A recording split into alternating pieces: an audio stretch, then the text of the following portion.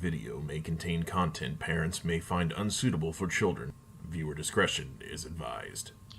Hey everybody, it's Hunger again, and I'm finally able to get a stream started for this for this week's Digi-MOnday. Sorry this is coming so late. So I updated my computer before streaming. That was mistake number one.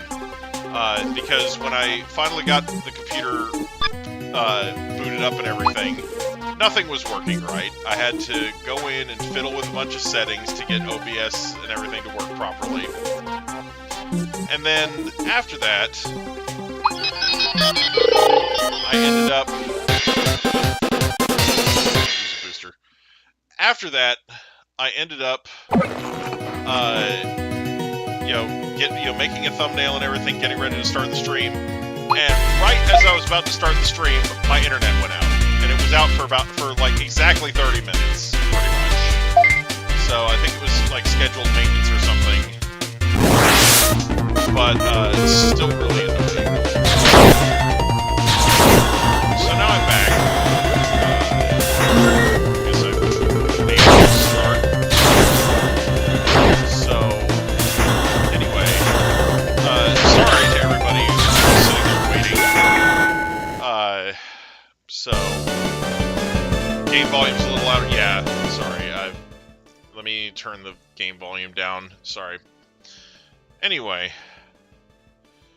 But yeah, so sorry about that. Sorry about that. Game volume's down now. Anyway. But yeah, let's see who's here. Kevin Garcia is here. Kale Dreamer is here. Let me Keko Your Pecos is here. Caps Lock Prime is here. Solus the Demon is here. So anyway, but yeah, so thank you all for bearing with me. But yeah, I basically went in, set the stream up, and then right as I was clicking start stream, it was like, oh no, your internet's gone. So anyway. Alright, let me go ahead. So I'm working on this Angelwomon here. Oh, god damn it. You are such a pig. Alright, anyway. So I currently have 21 holy tokens. And, it's not quite enough to get just in time to kill all the withers that Rude Dolphin left. Rude said that was Leon that did that. Anyway.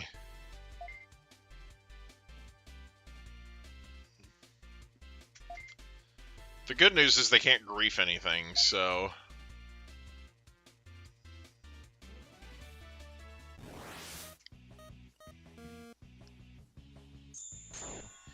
you got tons of stuff, yeah.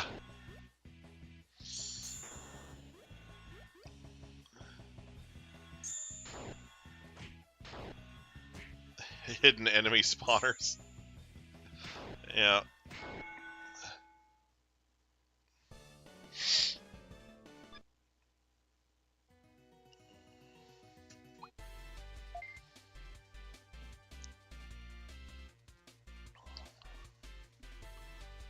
Alright.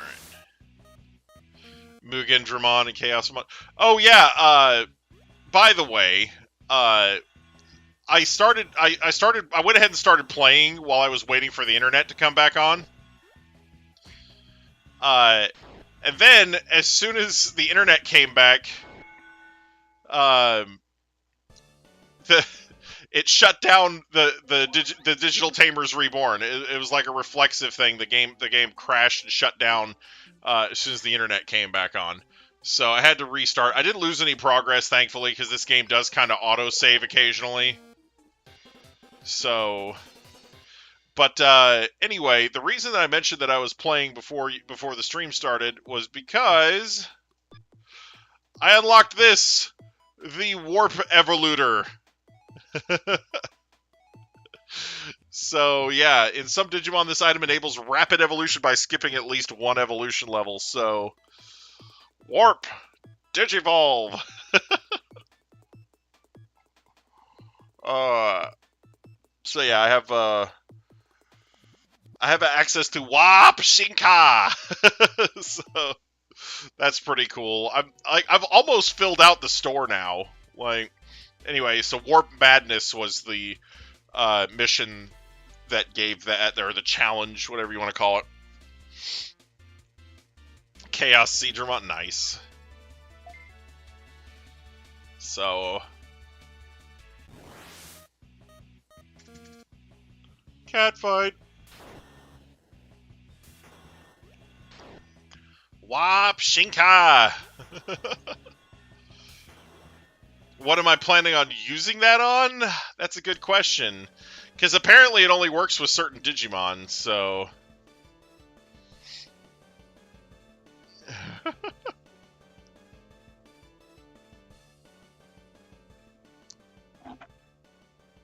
Your farm Digimon is Blitz Greymon. Nice.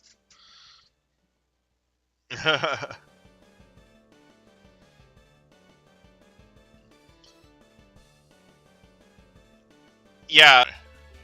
Oh, there we go. Okay, sorry. OBS disconnected. I am having such a good night computer-wise tonight, let me tell you. Yeah. Right? Right, yeah. The tokens are really nice for stuff like this where you need specific types of experience to evolve, and lots of it. Right now, I don't have quite enough Holy XP tokens to get Ophanimon, but, yeah, yeah, this has not been the greatest, computer-wise here. And for some reason, the blue apple I had down there is missing now, too. That's weird. Wonder if I lost that when it, crashed. Have I ever went on a website called Vim's Lair? Okay. Yeah, I try to stick clear of illegal ROM sites for the most part. I try to play my games legit. I just feel it's a better experience that way for the most part, but like ROM hacks are a different story, but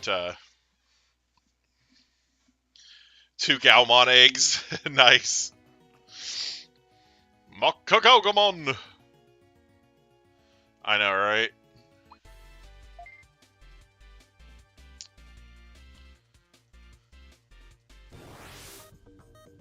Tried telling him it's a scam. Yeah, especially if they're making you pay for it.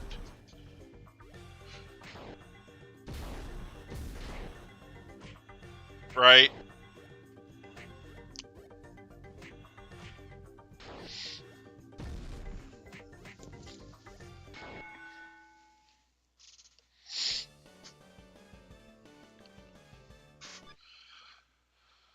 I remember those days. Being young and stupid and downloading ROMs for the SNES that I couldn't get for less than $80. Like, not the ROMs, but the actual games. Like, the ROMs I got for free, obviously, but... Anyway. Oh, shit, yeah! Simp for me, baby, simp for me. Give me them holy tokens. You're not gonna get Mach Galgamon? Well... Mach Galgamon!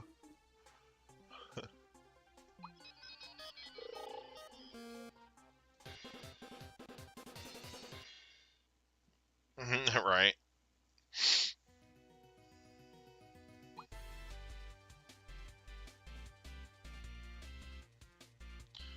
Yeah. Yeah, you do need my permission to get in there. I would have to let you in. It's not a free join type thing.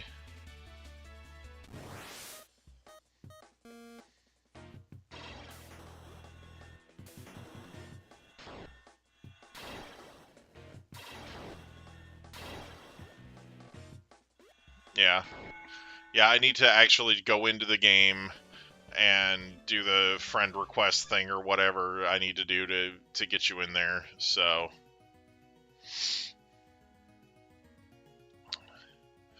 or send you a link or whatever the fucking thing is. Like, I don't know. Bruh. Okay, 21130. Okay, so I've currently got 23 of these tokens. If we do a little math, so 23 times 51. Is it 51 or 53? Times 25. I think we might have enough here. Hang on. So, yeah, it's 53 now, so... Oh, yeah, I've definitely got enough. Alright.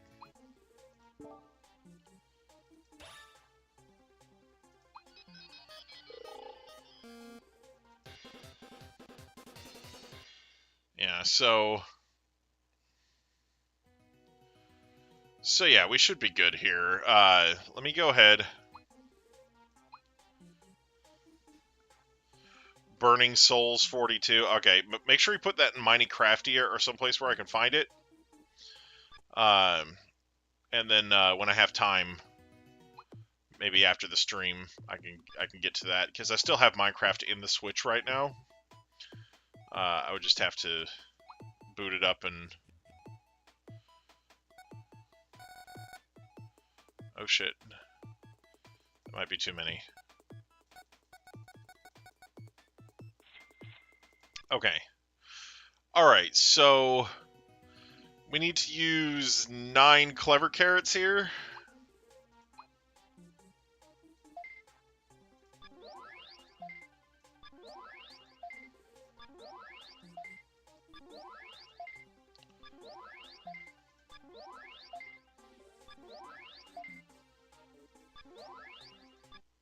Okay, I think that's 8. Yes, it is. Okay.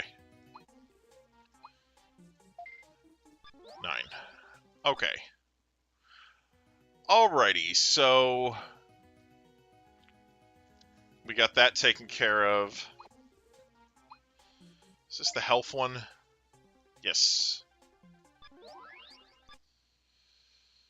Okay, so we can do 2 more of these. Okay. Alright, so she's at 78 age now.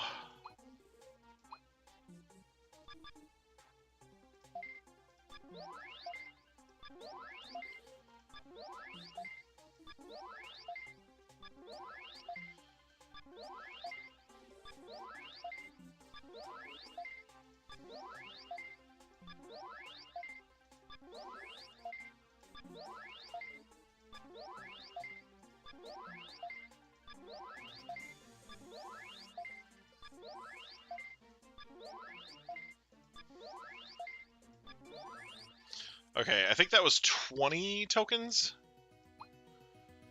Okay, so she just needs a little bit more. Do do do do do do do.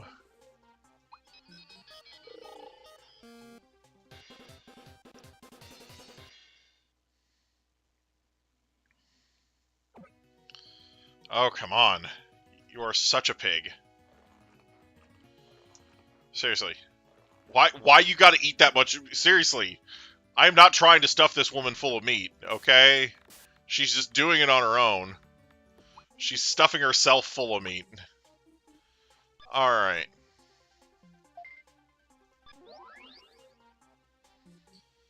Alright.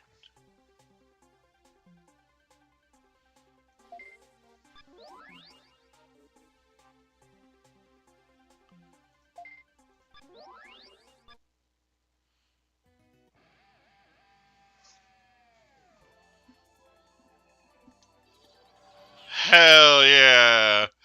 Get her. Alright. So, she's boss as fuck now? Just saying? Like, this is pretty cash money right now.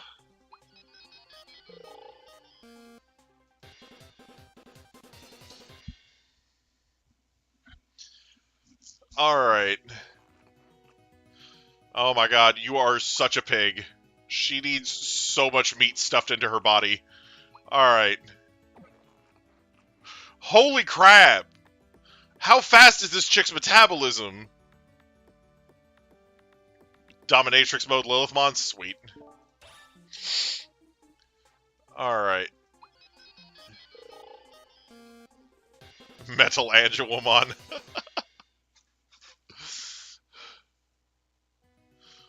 More like Meat Angelwomon. She just won't stop stuffing her fucking face.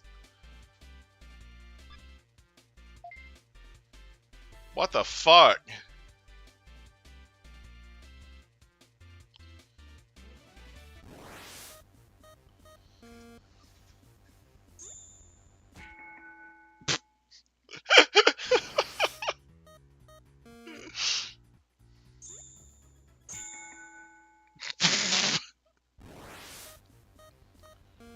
She will actually kill them all.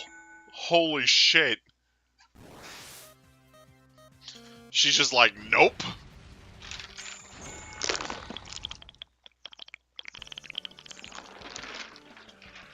Holy fuck. Alright. How much does she need? 2,060? If I had some 4-star challenges, I think I'd be in business right now. I've only got 5 and 6-star challenges, so I need a 4-star challenge that I can run through. God, she's doing 5 digits worth of damage over here. She's just out here.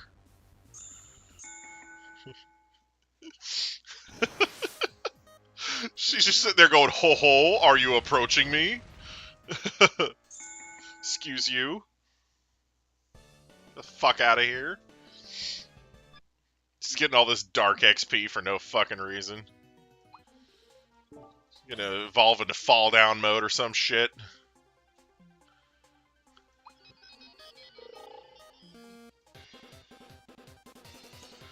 Oh my god.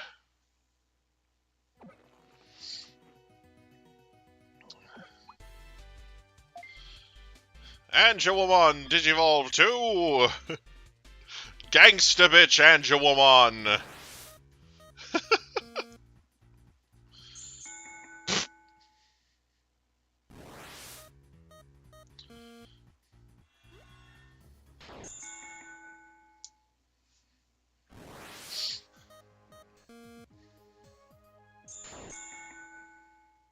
My gosh.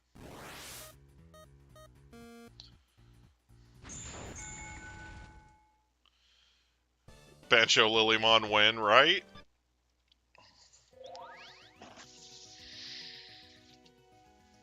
Bancho! Bancho Lilymon! Mastemon? Yeah, there you go.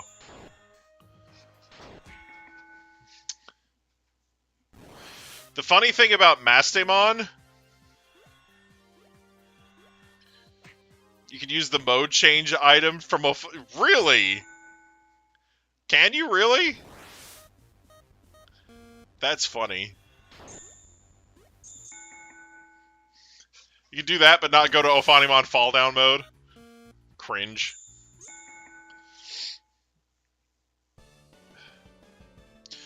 The funny thing about Mastemon is that mast, in some context, can refer to breasts. For example, when you have surgery to remove your breasts or breast tissue, it's called a mastectomy. So,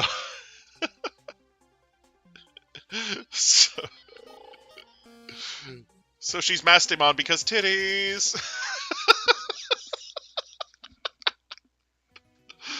Anyway, sorry.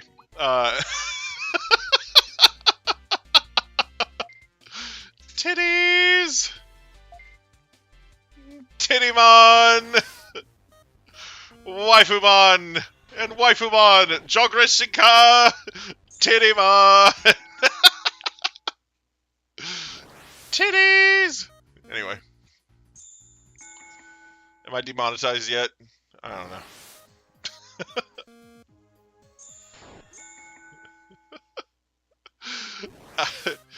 What was it? Alpharad? Alpharad did a let's play of a hentai game on his or something. I think it was Honey Pop or something like that. And he's like, and the title of the video was demonetization speed run or something. She do have them knockers though. She do. That is like it or not. What, Mastemon? Mastemon's not that flat. Mastemon's got some curves.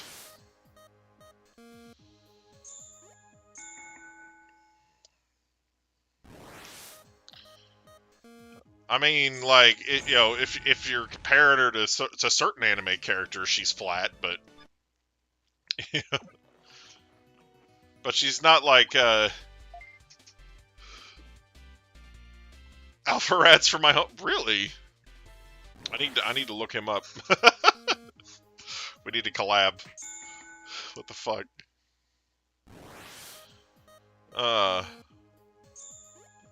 Compared to Mervamon. See, there's two different Mervamons. There's Minervamon and Mervamon. So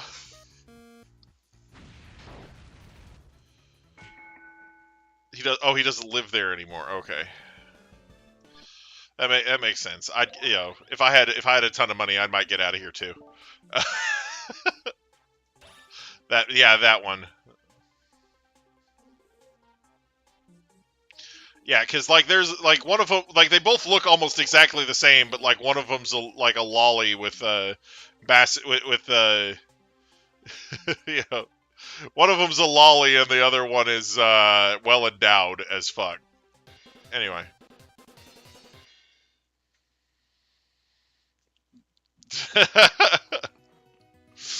Oh man. All right. Where's this new challenge at? Ogudomon. Yeah. We got all kinds of new mons that we need.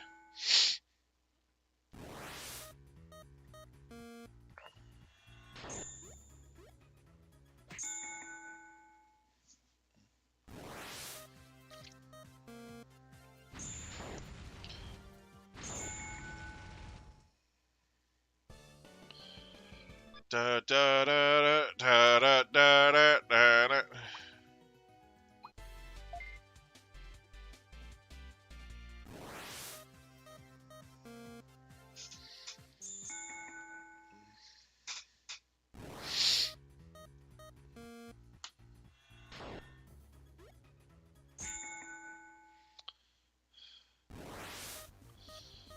Oh, I have a Lilithmon. Lilithmon's great. Holy crap! That numbers go that high in this game? Holy shit! The damage. Did you see the damage she did? There was damage there. Holy shit.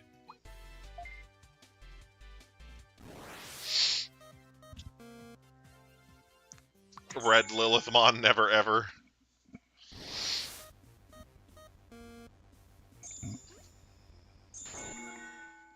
Oh shit, give me that. Sorry, my headphone cord was wrapped around my leg, I was distracted.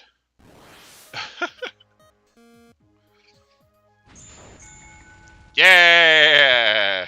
Get him! Alright, in 3 minutes these challenges are going to reset. While we wait, we need to train.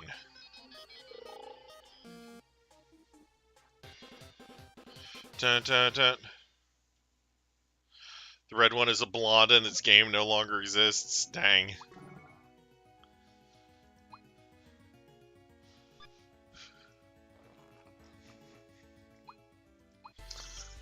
The legendary Super Saiyan Lilithmon. saith the Thupathine. Oh my god. The damage.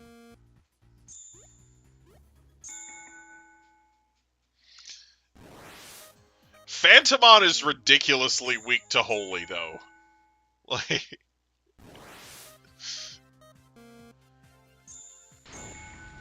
Like that scene in Digimon Adventure, the original one, where Phantomon gets killed by splash damage from Angemon's Hand of Fate. Like, he doesn't even get directly hit by it. He just gets vaporized by the splash damage when it hits when it hits Vamdemon. It's just funny.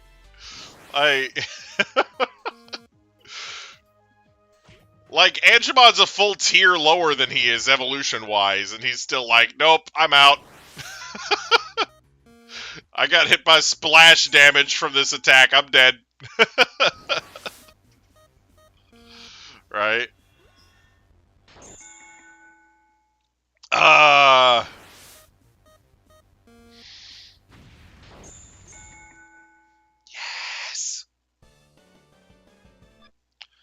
Na na na na na na. Oh, look out.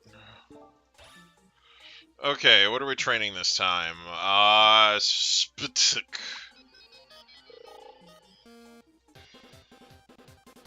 Nice powerful splash damage. Like, Angemon's like, Heaven's Knuckle! Alright. Oh! Hey! The reset, though! Come here! Oh, hey, hang on. Let me just do this real quick. Black Magnamon, yeah. I think he prefers African American Magnamon. No, just kidding. Holy crap.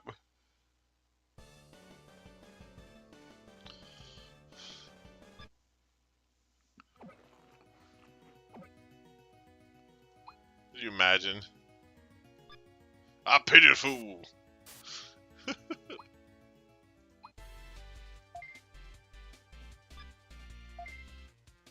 Alright. Let's fucking try this shit out. Alright. Get them.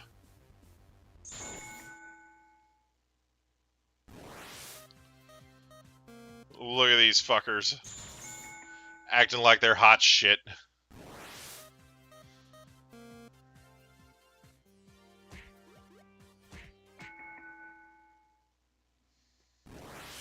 It's time for the next stage in evolution. Hi, Andromon. Bye, Andromon. 10,980 XP for that. Okay, she leveled up.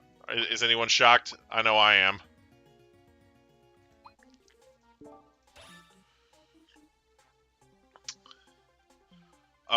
Attack training. Alright.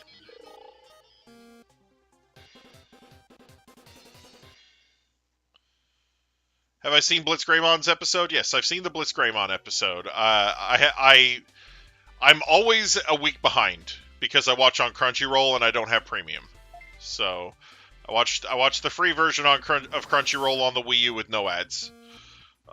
So I'm always a week behind everybody. I don't skip ahead and watch people on YouTube who don't freaking deserve the views because they're stealing other people's content. I wait and watch it on a legitimate source so that the people who are responsible for it get the money they deserve for it.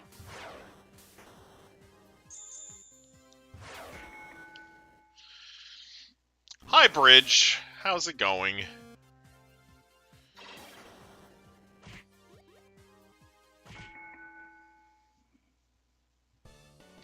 The XP, though.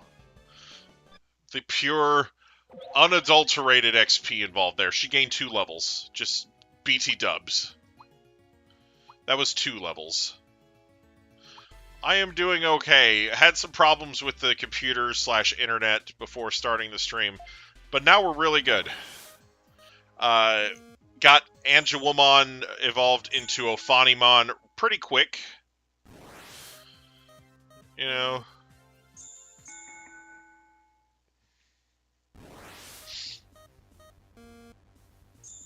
Ophanimon out there showing everybody what's what.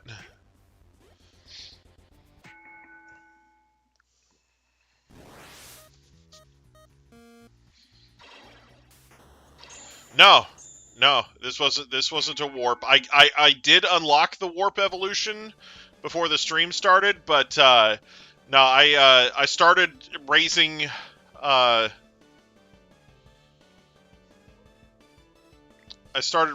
the I mean, Crunchyroll actually has a YouTube channel called Crunchyroll Collection. It's legit Crunchyroll's YouTube channel. Like, you could tell because they're allowed to post stuff that would normally get taken down. So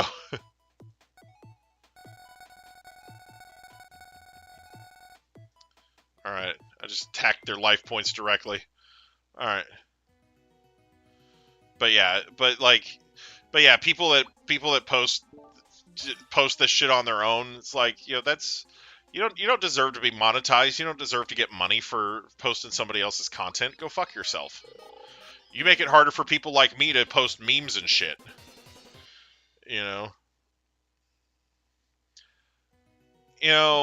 There's no reason to pirate anime though. Like if it's on a free streaming service like Funny or Crunchy, then if you like it, you should really want to give money to the people that make the anime, and watching their anime on streaming services is one way to do that, because it shows the streaming service that people want to watch that anime, and that they should make more seasons or more anime like it, so. And Crunchyroll has financed their own anime too. Like, they've got their own original programming on there, kind of like Netflix does, So,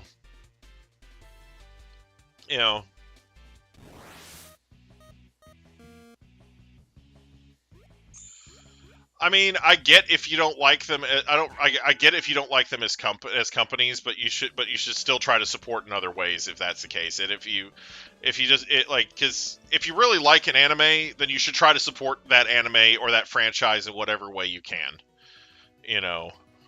Like, there are other streaming sites and services that you can watch stuff on, that are legit.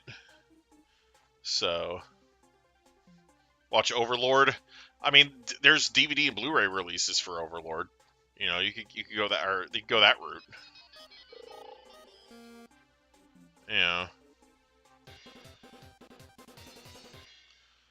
But yeah, no, I get it if you're mad at either company for something they've done.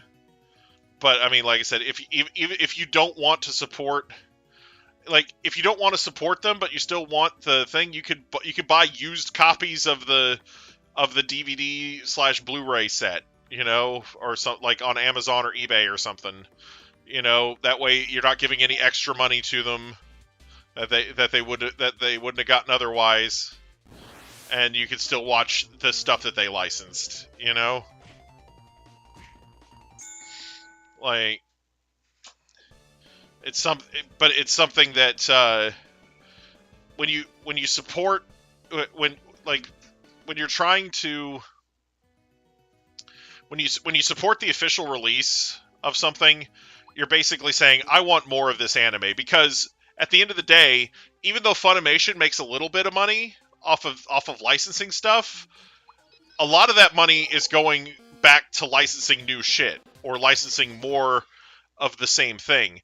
For example, depending on what property it is and how popular it is, Funimation is going to pay anywhere from $40 to $100 some odd $1,000 to license an anime. So that money that money goes straight to the pockets of the people that made that anime originally. It doesn't go so when Funimation is putting stuff out there for streaming, part of it is just to recoup their costs. You know, because they spend a lot of money just on licensing stuff. So, you know, and Crunchyroll's the same way. Crunchyroll has to pay money for every anime they license as well, for the rights to stream it. So, you know,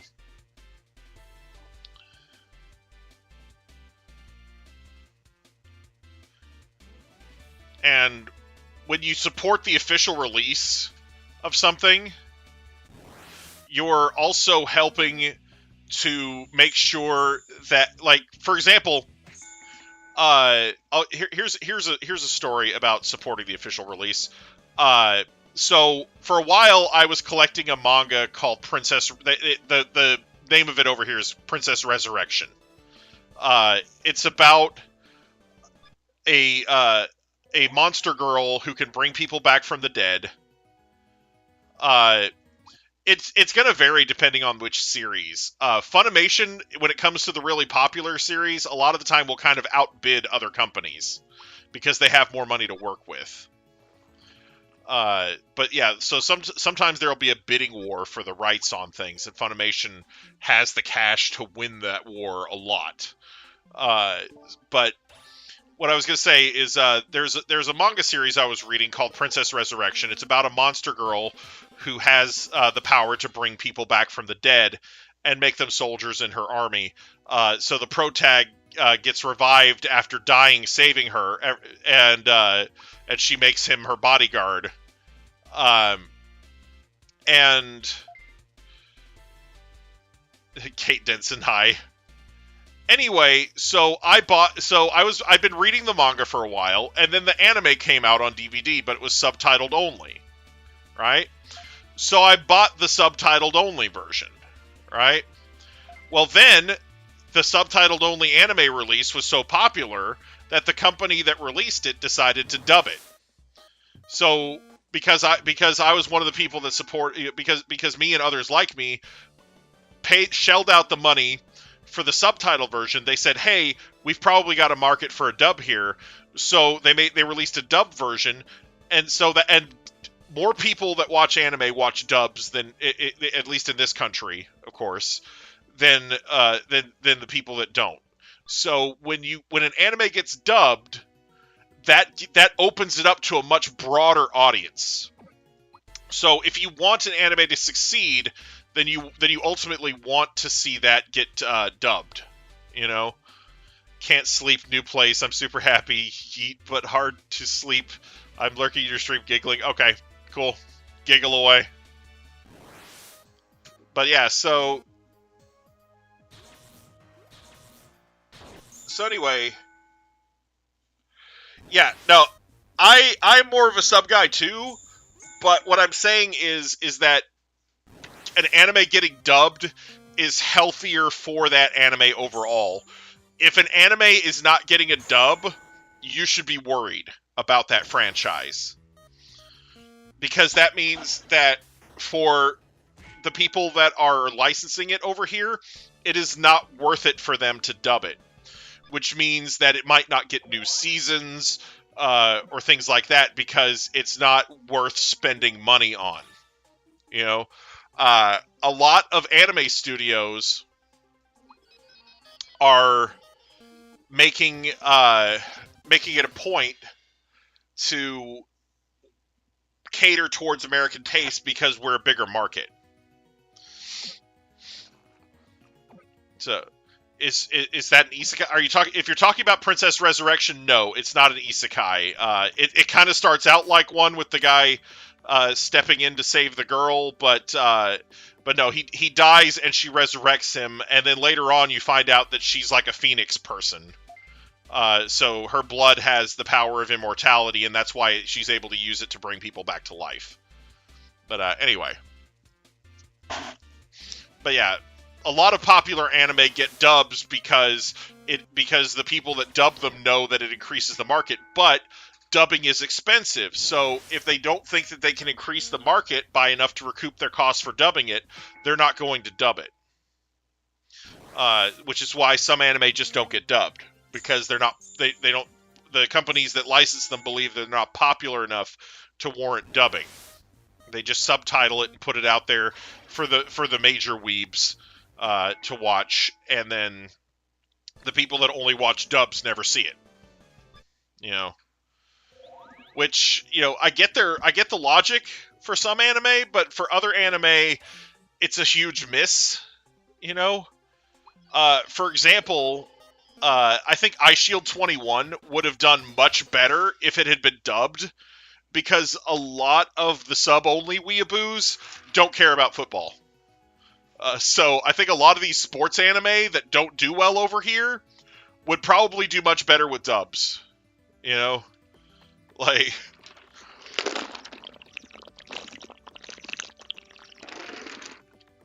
Because the anime fans and sports fans here in the US don't overlap much. And again, there are anime with 3 seasons that don't have a dub at all. I get that. But like all the anime that are like super long, that have like, you know, hundreds of episodes, those are anime that have dubs. You know, that like...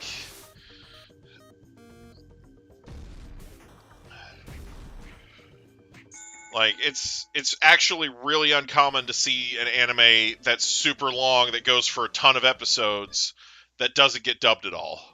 You know? These days. You know? And yeah, most of the time, an anime will at least get a subtitled version if it's decently popular. But there are these days there are a lot of ulterior motives in the anime industry, other than just making anime. You know, there are anime that are made to sell toys or video games. There are anime that are made to sell light novels. Like a lot of these light novels that are being made into anime, a lot of these isekai, for example, they put out a couple, 2-3 seasons to get you hooked, and then they make you buy the light novels to see what happened. You know? Like, it's really diabolical, you know? And all you can do is just try to support the franchises that you really like as best you can. You know, buy the light novels, buy the, you know, watch the anime on streaming services, you know, buy the DVDs, buy the Blu-rays, buy the manga, whatever you can, and hope that they'll make more anime for it. You know. But yeah, a lot of these, like Kadokawa especially, they love to make anime just to drive the light novel sales. There's a bunch of anime that Kadokawa has done that have 1-2 seasons, but it is just designed to move light novels. You know? So... Like, because Kadokawa was a book publishing company first, and they just sort of dabble in anime. They usually will hand off their anime production to a studio and say, hey, we want you to produce a season of this for us. You know? Kadokawa is the company that did Overlord, the Saga of Tanya the Evil, Konosuba, RE0... There's another panda roaming around your base now. Nice. Is it because did you put bamboo there or something? Is that what lured them there, or you're gonna make them fuck? Now frick.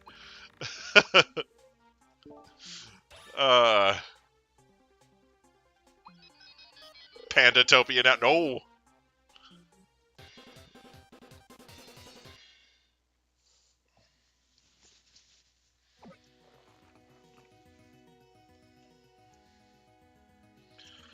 But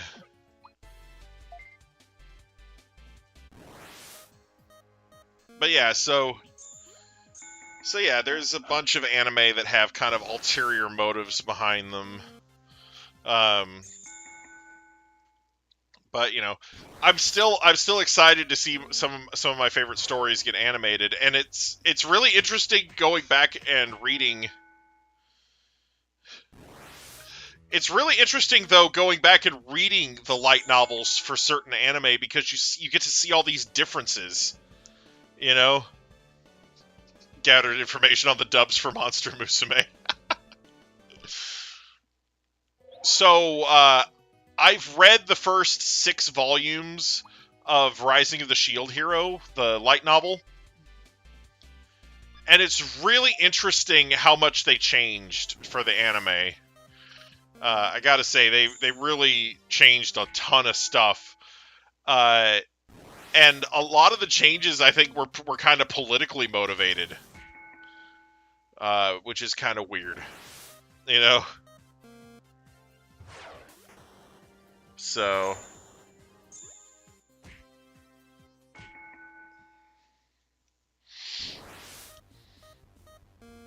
But yeah, it's really interesting to see the changes they made to Rising of the Shield Hero between the light novel and the anime.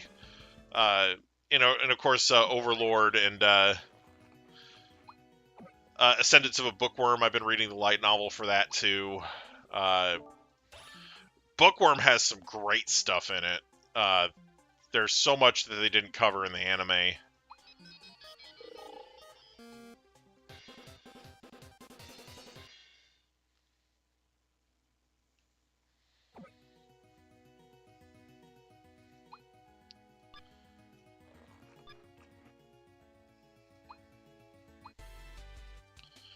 Okay.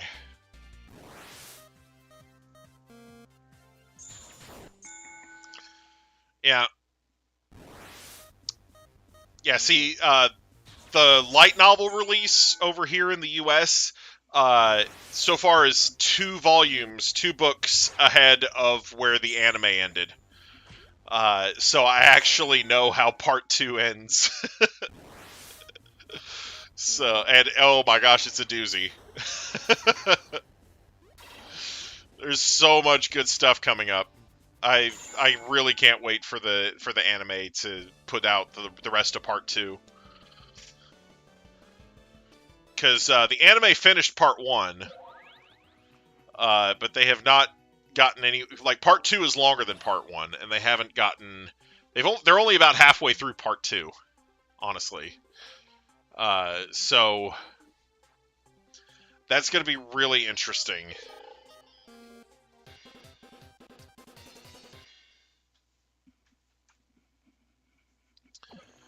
So yeah. And if you don't know, the books are divided, like, because each, like, because the series is divided up into parts, and each book is just a part of that part. Like, so it's not like part 1 isn't just 1 book; it's like 3, and part 2 is 4 books. So, yeah.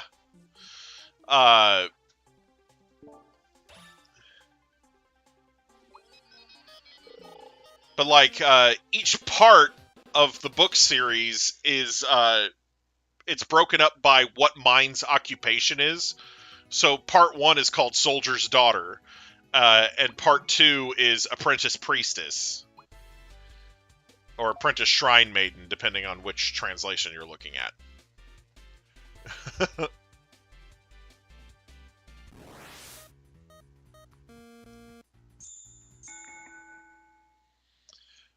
Yeah. So, part 3 is going to be really interesting. Part 3 is going to be really, really interesting. Holy crap. But yeah, the rest of part 2 is pretty explosive. What, Rascal doesn't dream of Bunny Girl Senpai, or isn't that what is the full name of it?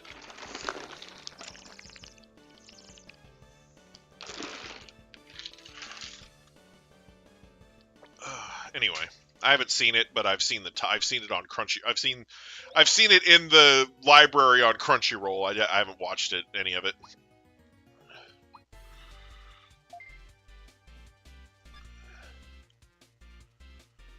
Yeah.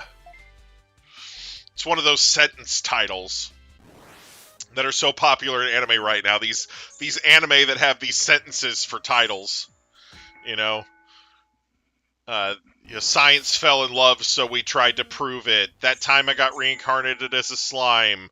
What if a kid from the last Dungeon Boonies moved to a starter town? You know...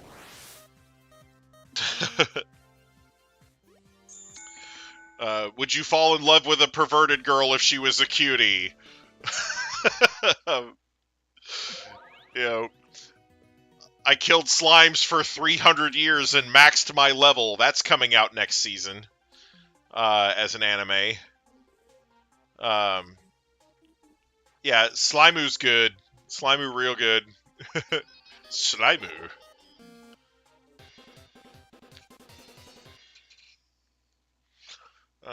So I'm a spider, so what? Is it wrong to pick up girls in a dungeon? Right? Yeah, well, the next episode comes out tomorrow. So yeah, it's gonna be fun. Yeah, Spider's really good. Oh my gosh. I've been watching along with that one as much as I can, and it's really nice. But yeah. Yeah, but yeah, I'm looking forward to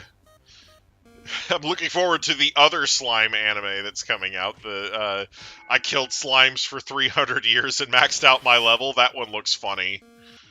The Eighth Son, are you kidding me? Didn't I say to make my abilities average in my next life? Let's see. My next life is a villainous, all routes lead to doom. Let's see. What are some of the other ones? I mean, like I said, these anime that have a sentence for the title instead of just a punchy one word title. It's just kind of funny that that's the trend right now. The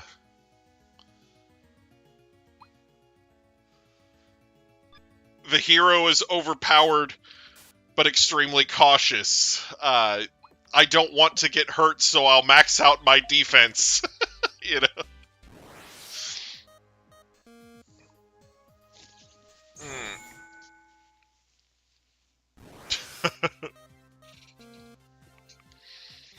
Oh, man. And like most of those are really good. And then there's really bad ones, like Problem Children Are Coming from Another World, aren't they? Or Do You Love Your Mom and Her 2-Hit Multi-Target Attack? Why on earth did anybody bother animating either of those? Jeez. Good God, those are dumb.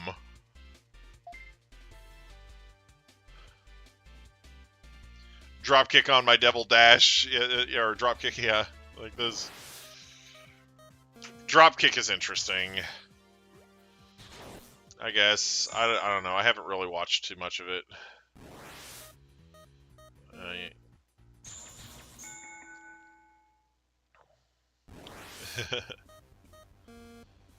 But yeah, if you're looking for isekai to avoid, yeah. Problem Children Are Coming from Another World, and Do You Love Your Mom and Her 2-Hit Multi-Target Attack. Those are great isekai to skip. So you don't need to watch either of those. Trust me, they're absolutely awful. To be fair, Do You Love Your Mom is worse. It's the worst of the two. But, like, the problem I have with Problem Children is not necessarily from a plot standpoint, it's from a character writing standpoint. Because they basically start the series off by introducing you to 3 pro-tags, and then completely ignore the 2 female pro-tags for the entire series. Like, the 2 girls basically do nothing. it just focuses on the guy. And it's like, why did the girls even need to be there? Like, why did you even write them in if you were just going to make it all about the overpowered dude? You know, like, it doesn't make any sense. Just bad writing. But do you love your mom, and her 2-hit multi-target attack is even worse. I've really been meaning to do like an isekai, like top 10 worst isekai list, because both of those are on it for sure. Yeah, the two female characters they might as well have not even included. They are just pointless, especially the girl that talks to animals. Early 2000 emo band song names. But yeah, I don't know, like,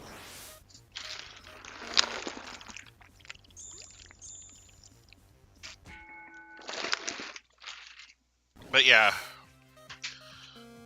SAO is not an isekai. It's also not good. So it's got both of those things going against it. Yeah.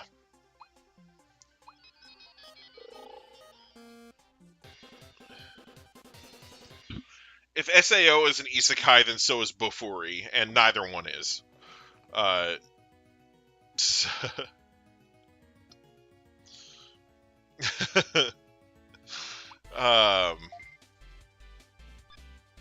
Yeah, SAO...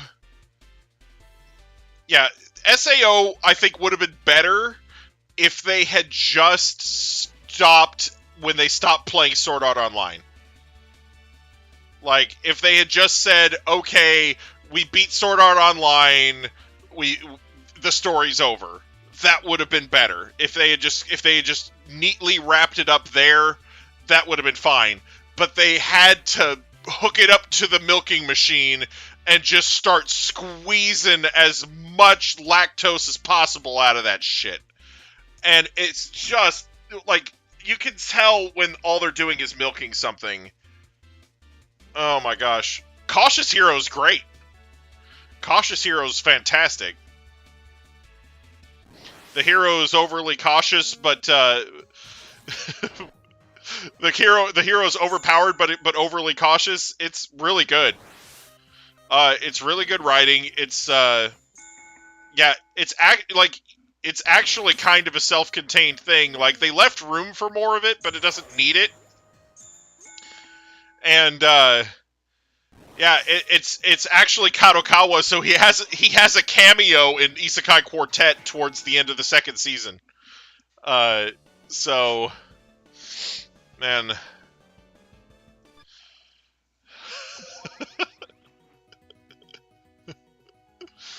But yeah.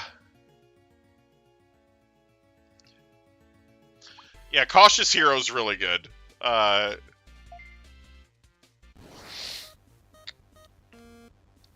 Yeah.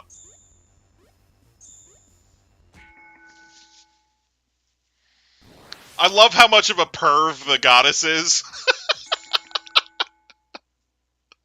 So yeah, Cautious Hero is just funny.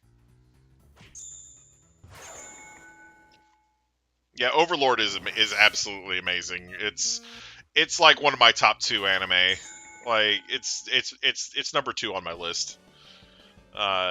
Bookworm ranks higher to me because they just did so much of a good job on the world building for Bookworm, and I like the protag, but Overlord is pretty freaking sweet. I'm not gonna lie. The Overlord would be ranked a lot higher if they had gone closer to the book with the anime, and if they had better CGI, because holy shit, that CG is terrible in places.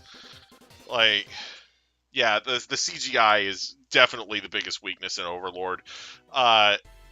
If they had kept the CGI to just the massive army scenes, that would have been one thing, but they overused it in places, and it was not good. Oh, God, was it not good. Yeah.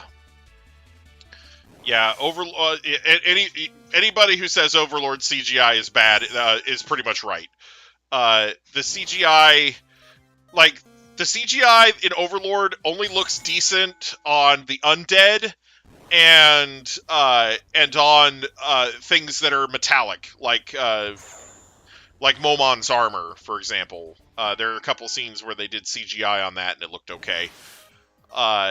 But it's like if it's something that's made of metal, like completely of metal, or something that's like undead, like like skeletal, the CGI looked okay on those, but on everything else, not so much.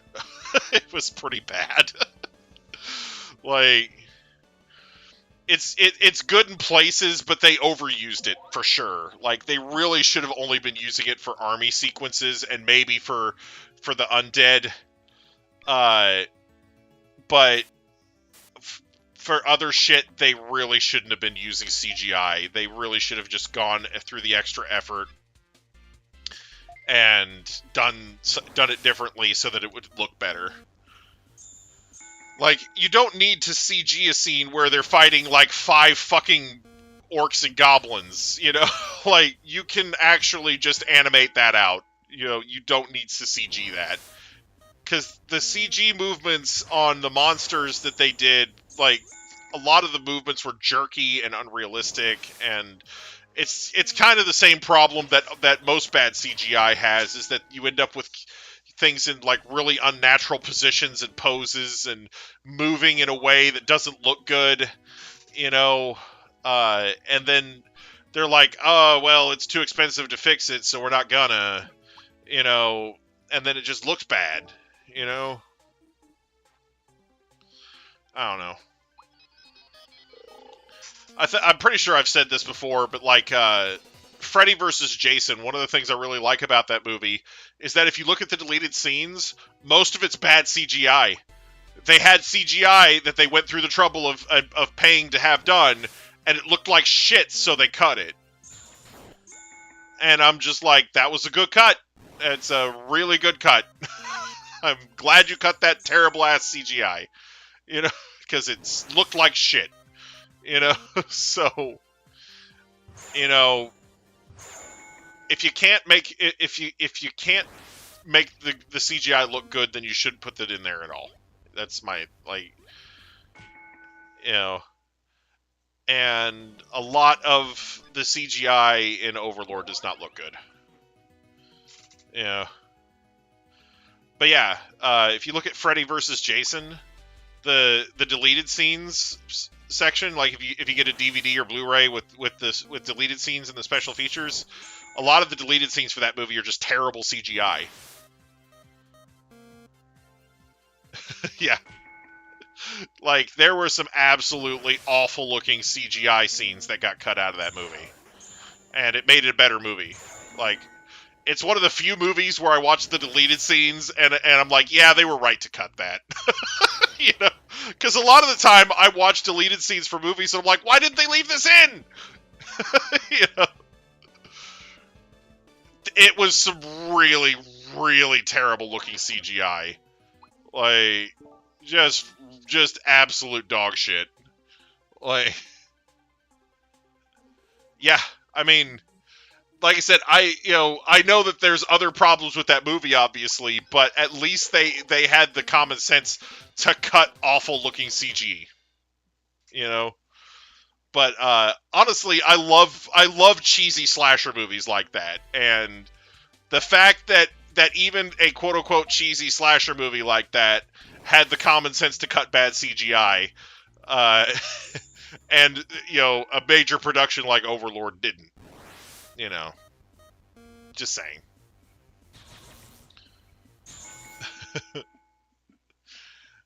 Because, like, I think Digimon has proven that even if your CGI looks decent at the time, it doesn't age well.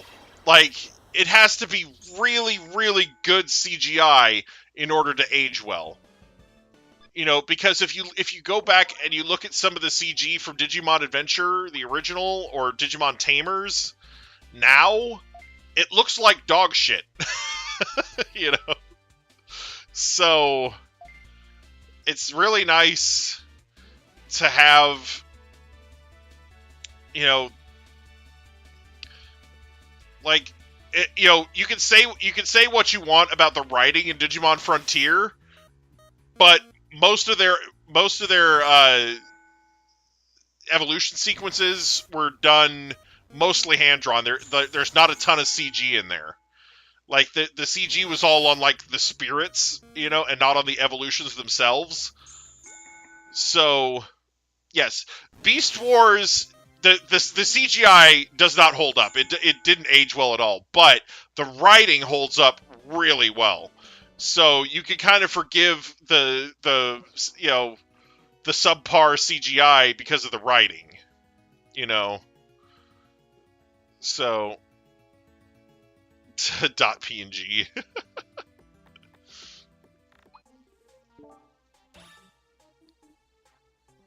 But yeah,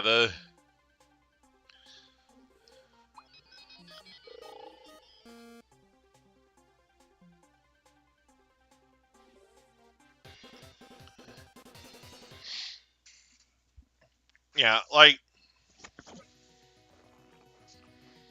I don't know, there's just so many anime that just have proven time and time again that they can't fucking do CGI right.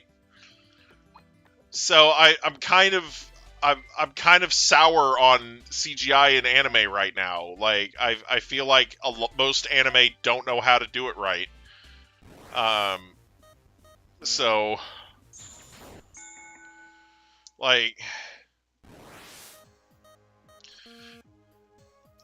you know, and there are some series that are, like, entirely CGI that do a good job for anime, but, like, then there's stuff like Fist of the Blue Sky Regenesis, where you're just like, who thought this looked good? You're just sitting there watching it going, who thought this was okay? Like, who looked at this and said, yeah, that's our finished product, go with that? You know, like, that shit needed way more time in the tank before they put it out. Like, the movements are jerky and unrealistic looking. It's really off-putting. Like, I don't know.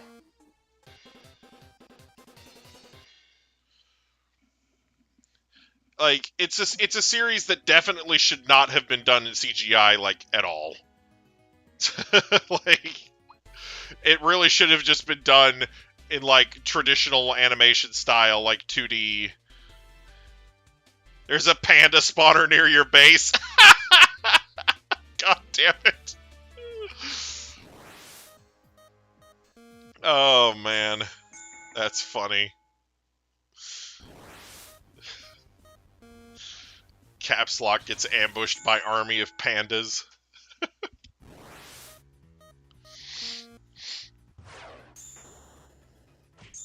Minecraft figures out the secret of panda reproduction.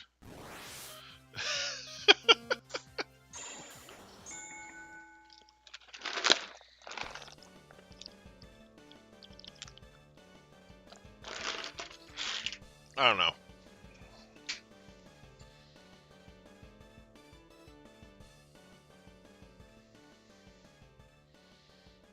Like, I don't know, like,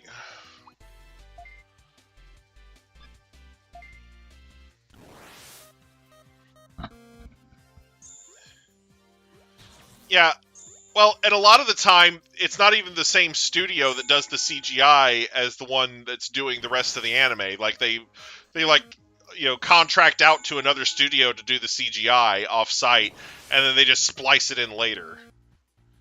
Yeah. But yeah, like I said, I think CGI is okay if you only use it for certain things, but when you start trying to use it for too much, you fuck yourself, I think. CGI is really good at doing, like, mechanical things like cars, planes, trains, robots, even other metal things like knights in full armor. You know, CGI is good at that type of stuff. It's also good at things like skeletons, undead, you know, because even if the motions on stuff like that look jerky and unnatural, it's like they're undead. You kind of expect them not to move naturally. But yeah, oh my god, she just stuffed herself full of meat and then took a massive shit on the floor. What the fuck? Attack on Titan? Is that what you're saying? Like, I have only watched the first season of Attack on Titan because I've been reading the manga. So I didn't want to kind of spoil anything in the manga for myself, if that makes sense. So I've kind of been waiting on the manga to because I'm almost done with the manga. I think I'm getting towards the end. But, yeah, I watched the first season of the anime and then started reading the manga, and then I'm like, okay, I just want to finish reading the manga before I watch the anime. So, so I haven't seen a ton of the anime, so I can't really comment too much on the CG in that. I don't want to...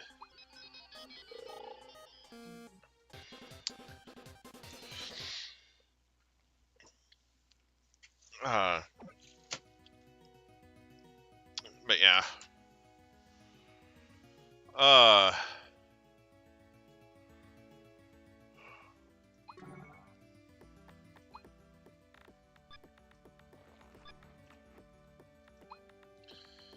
But yeah, I do like the writing for Attack on Titan. It's been fun so far.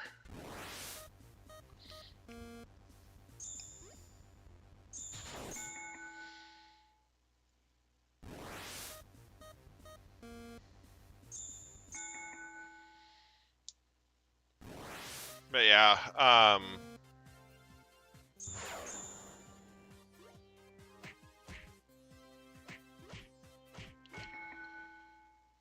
but yeah, I think Attack on Titan does a very good job at what it does storytelling-wise. So there are lots of very nice twists in Attack on Titan that I really liked. You know, when you have really surprising things in the story like that, it's pretty cool, I think. Because I think there are a lot of writers who sort of telegraph their stories to the point where, like, you know, they try to do like foreshadowing and stuff, but because I'm very aware of those types of techniques, a lot of the time I can literally predict how a story is going to turn out. You know, and it doesn't necessarily ruin the story for me, but a lot of the time, I'm kind of like, oh, huh, that's kind of a bummer. But, like, I've already got a prediction for how they're going to end My Hero Academia. And it's not a spoiler, it's a prediction. Like, you know, but I think at the end of My Hero Academia, because the whole time Deku has been, Midoriya has been narrating the series, talking about how he became the greatest hero and everything. And I figure if they're going to go about the series that way, then at the end of it, it's going to be like whoever he was talking to the whole time, you know, he's like, okay, it's your turn now. I'm going to pass one for all onto you.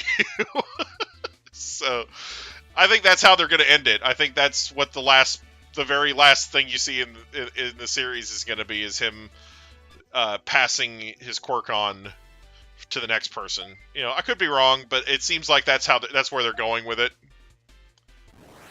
You know.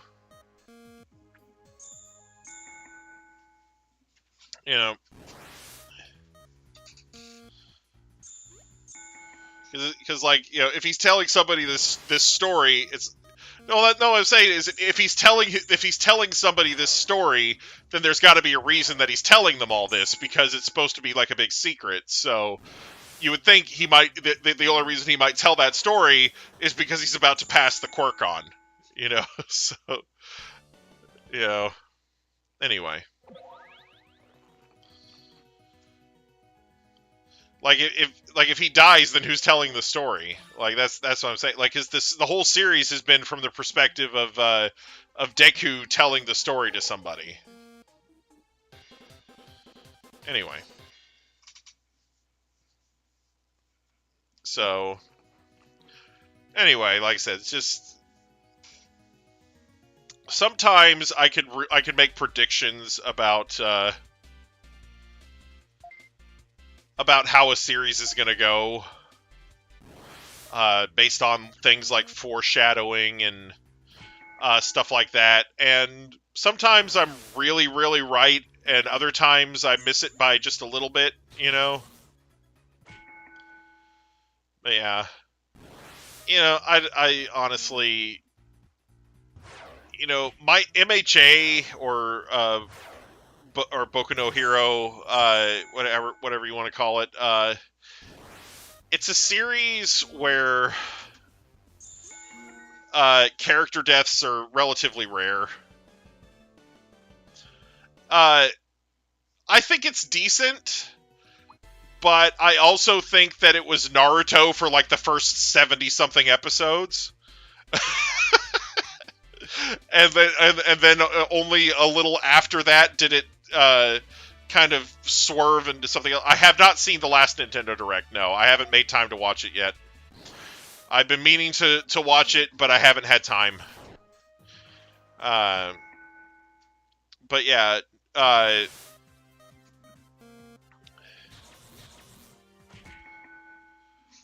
like Boku no Hero and Naruto are so close to being the same thing that they even, like, so the episode where Deku finally uses One for All full cowling at 100% with Aries' help, and,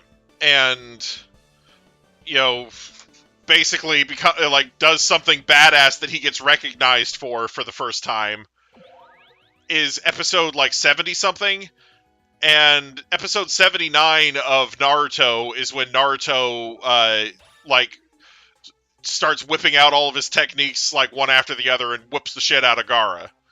So it's like they're very similar fights that take place at almost the exact same point in the series. You know, so I don't know, like Naruto, like Boku no Hero Academia and Naruto are basically the same series up until that point in both series, and then they split off and start doing something a little different, sort of. Like, it's actually a little while after that they split off, but anyway, it's it's crazy how similar those two plots are. Like, if you were to describe either plot in really vague terms, it would sound like you were describing either one. Like if you not if you described all the characters, but if you were just describing the outline of the plot really vaguely, they would sound like nearly identical. You know, because both series do a lot of the same shit. Like, an absolute fuck ton of it. So it's actually crazy how much stuff from Naruto that Boku no Hero borrowed. So from that standpoint, I can't really praise it too much for the writing, because it's literally just like, oh, let's just take the plot skeleton from Naruto and put superheroes on it. You know? So it does split off after a while, but crap, I missed it. I didn't have the mouse in my hand. I wasn't expecting it to drop anything because I'm not hitting it that much. Anyway. But yeah, I don't know. Yeah, the people that are, like, I get that the characters are really well written in Boku no Hero Academia, and there are lots of differences between the characters, to some extent. Some characters are more like Naruto characters than others, obviously. But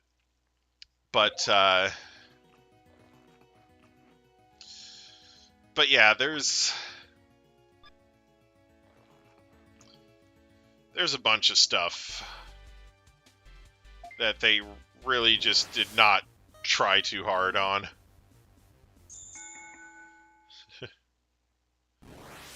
But I don't know. At least Black Clover only has like the same basic concept. Black Clover actually has a lot of similarities to Naruto as well, but it's different enough that you know, I can give it higher marks for originality than I can Boku no Hero.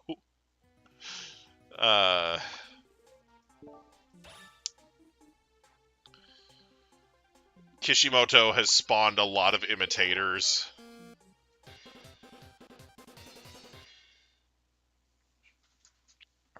But yeah.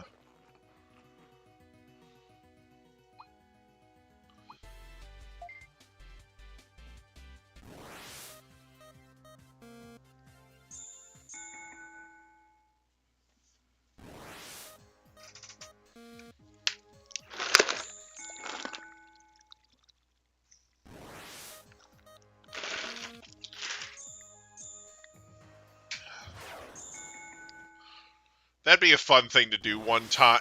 That'd be a fun thing to do someday. Like, you know, when I have a whole bunch of time to sit there and edit something together. Just get a bunch of dialogue from Naruto and then, like, put it into, to My Hero Academia. Have Midoriya running around going, I'm gonna be the greatest Hokage!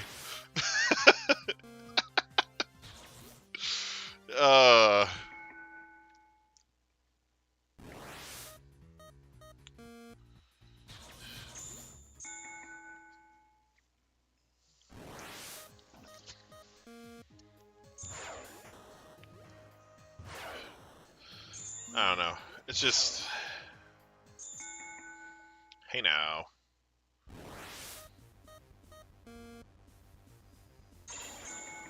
I don't know.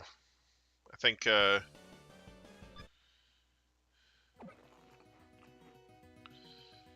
think, there's plenty of flaws in My Hero Academia. I don't think that it's absolutely terrible, but I also don't think that it's you know, worthy of some of the praise that it gets. Right? Yeah, these challenges though. Yeah. Let's see. We got, what, 4 minutes to the next reset? Somewhere around there?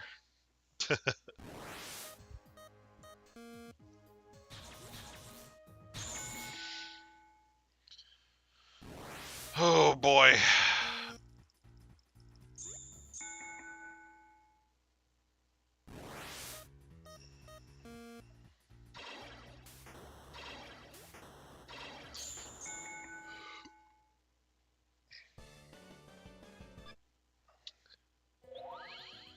Level 90. Alright. Let's see how close to level 100 I can get in the next 4 minutes.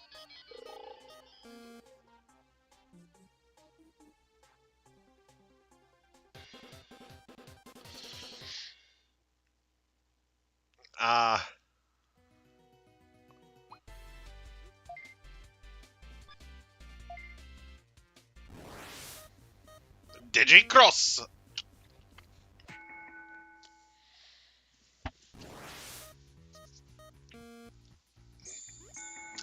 Kyukokushinka! I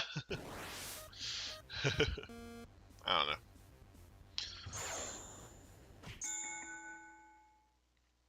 I don't know. I guess I wind up talking about bad CGI during Digimon streams a lot, because there are a lot of the older Digimon series have some really bad CGI. Even the CGI in Digimon Tri is not good. Like like, visually, the CGI looks okay, but when you actually start moving the models around, like, they end up in some very weird, awkward-looking movements and poses. And you're just like, why? Why did you pose them that way? Why did you think that looks good? Why did you think? Why did they move that way? That makes them look really awkward and unnatural. You know, like. You know, I'm really glad that they went the direction that they did with Digimon Adventure 2020. With, you know, they're not, like, going super ham on the bad CGI like they have been. You know.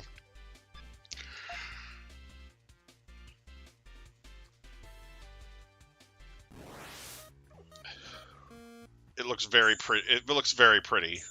The evolution sequences in Digimon Adventure 2020, they look very nice.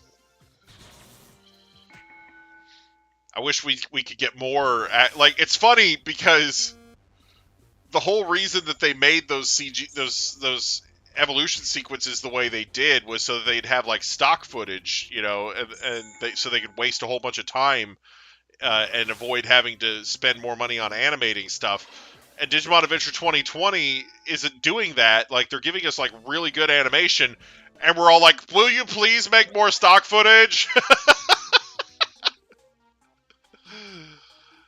You know, at the time it was, but it really has not aged well. If you go back and watch the original Digimon Adventure or Digimon 02 or Digimon Tamers, the CG looks really bad now. Yeah, so... But yeah, it's funny, like, because I see people's comments on, like, videos online and stuff about Digimon Adventure 2020, and, like, everybody's like, oh man, I wish we had a stock footage scene of this. It's like, it's just funny. But yeah, because there's some series that utilize stock footage like that really well, and I think Digimon is one of those series. And then there are other series that don't use stock footage really well at all, like Fairy Tail.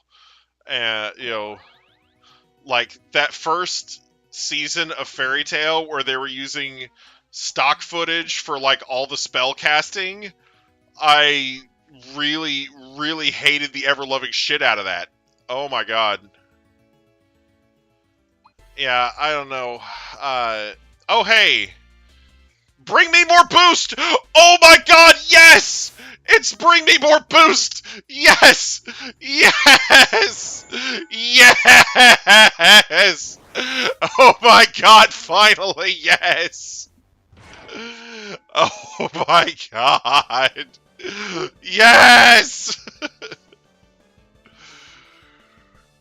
Oh my god.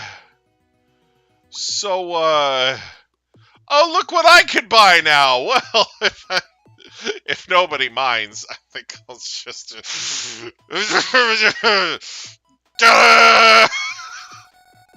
Attack his life points directly! Oh. Oh, did I do that? Bye.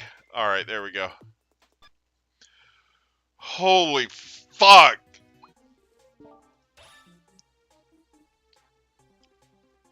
Oh. Yeah, I guess I should... Hang on. Ah!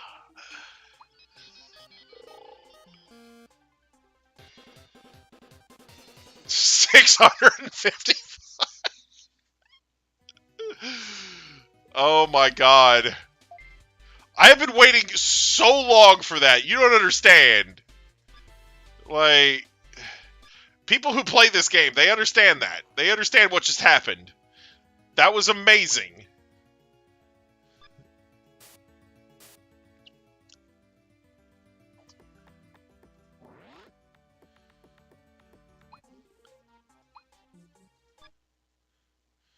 Yeah, I've been waiting. Like, that's literally almost the last thing that I needed for the shop.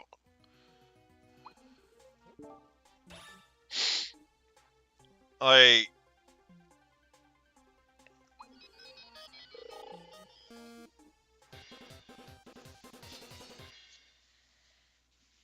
casual 200 points to my defense. No biggie.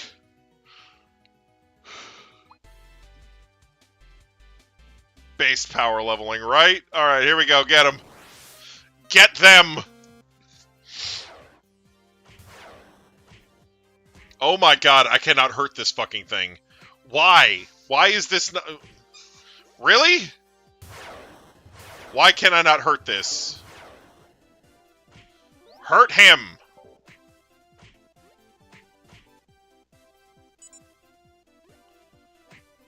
Would you not?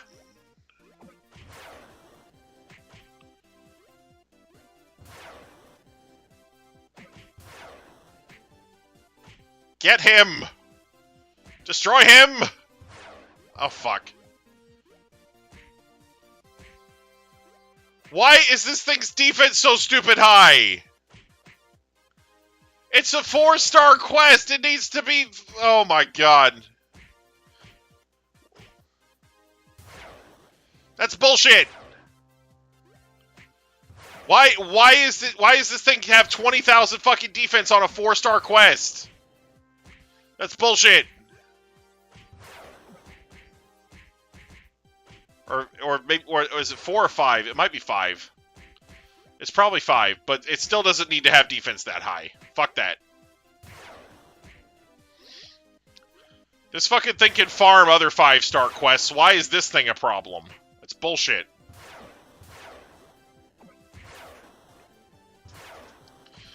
Oh my god. This is bullshit. How dare they with this bullshit?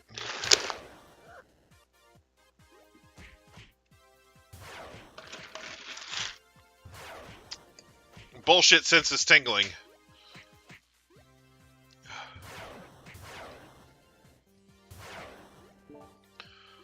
Why won't you die? Oh my god. It just won't fucking die. Oh, hey, thanks for simping. I appreciate that. Here. We need those.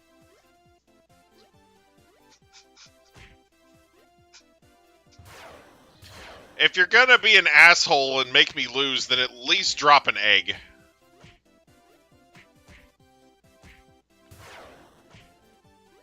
You dick. How dare your defense be that high, you son of a bitch.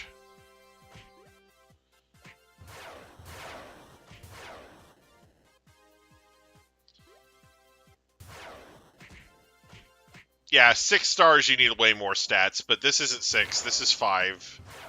I'm pretty sure it's 5. I don't think it's 4, or I probably would have tried it with Ophanimon, but this is bullshit. I do other 5-star quests no problem with this thing, and it's like, oh, look at me, I'm a Mega Gargamon, I have 20 billion fucking defense. It's like, no, no, that's bullshit, stop it! Anyway. Alright, Mega Upset. Upsetimon Digivolve 2.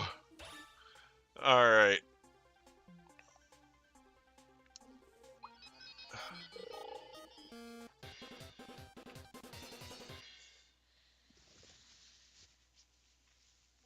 Nice powerful upsetty spaghetti.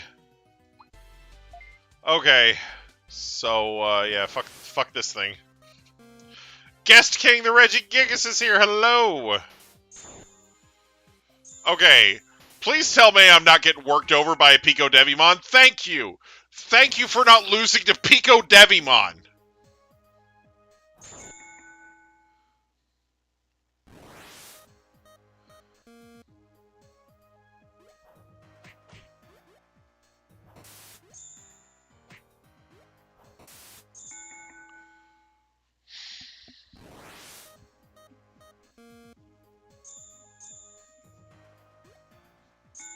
Jeez.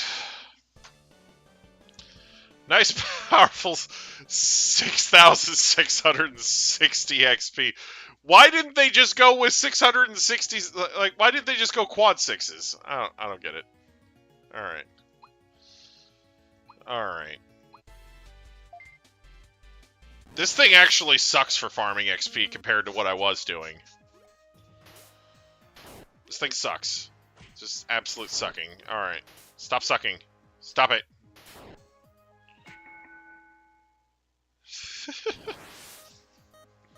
Nice. It's a good friend. Good friend you got there.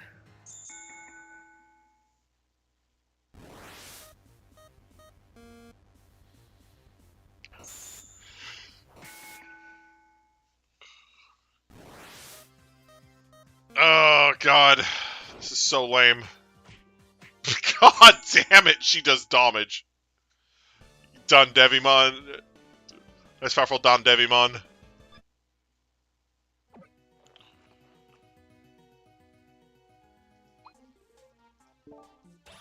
Oh. Diddle diddle diddle diddle. Diddle diddle diddle diddle. Damage. Hey! Nice powerful plus 255. Alright. Oh, excuse me. Bitch. The bitch is hungry, she needs to chill. So give her ranches and feed her well. Sorry.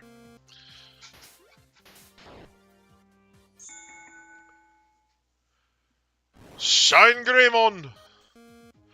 Yeah, they really need some sort of an actual rule set for how they build these fucking challenges, because this fucking, you know, regretty spaghetti that they do for these challenges is just fucking ridiculous. Can we have some sort of a guideline for what our stats need to be to fight these challenges, please? It's actually bullshit.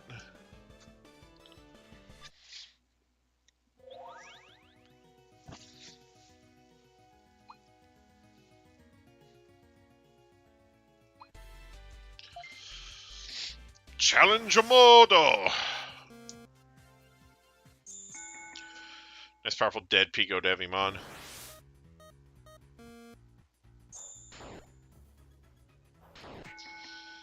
Yeah. Yeah. I get that. That's kind of where I was at. I've like 16, 17k, and I wasn't doing shit to Mega Galgamon, Saint Galgamon. Saint Galgamon!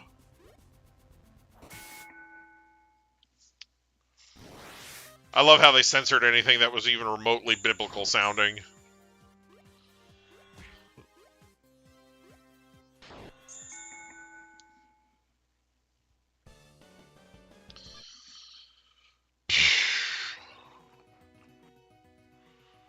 Alright, here we go.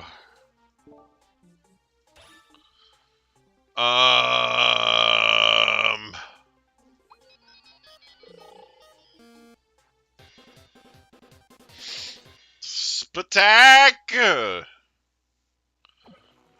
That was spectacular. Do you really? Do you? Jesus Christ! No wonder you had to take a shit. I have a joke. What do you get when you cross an owl with a bungee cord? My ass. Alright, sorry. I don't know.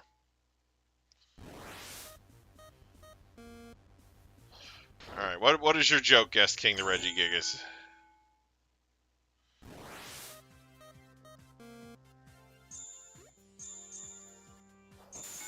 You stepped over your mom's bra? Hilarious.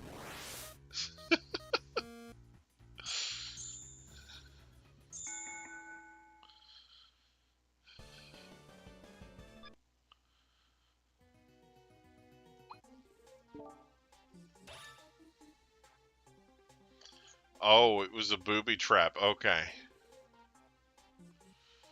When expecting booby traps, always send in a boob first.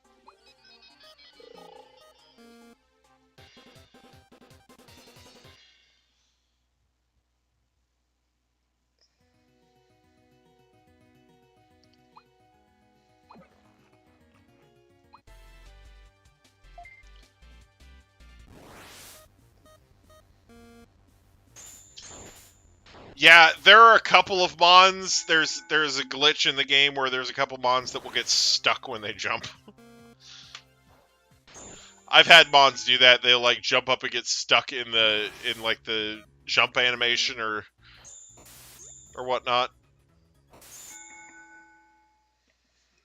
The most effective booby traps are the ones made out of boobs. Yes, facts.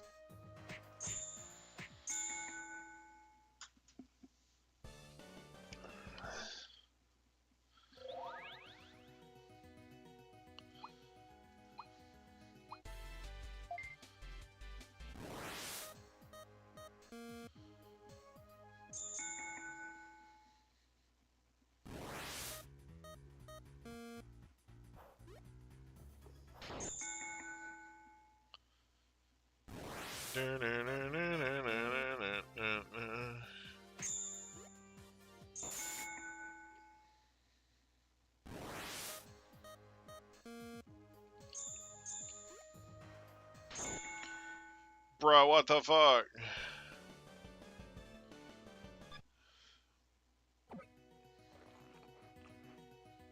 Dang, that sucks.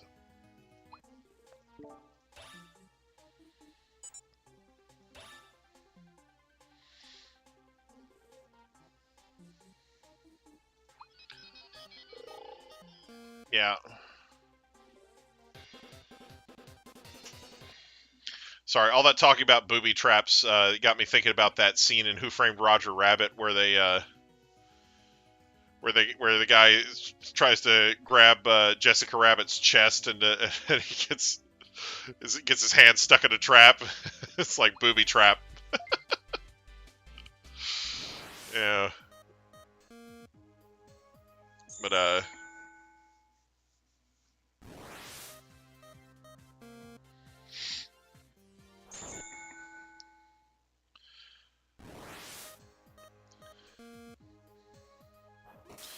it's an interesting movie.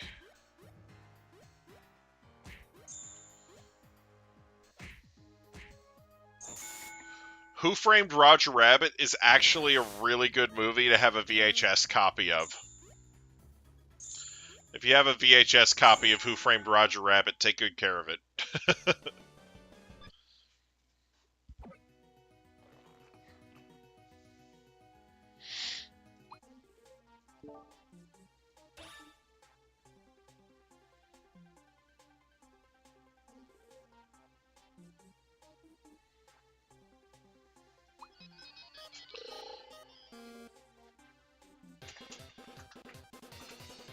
Oh, man.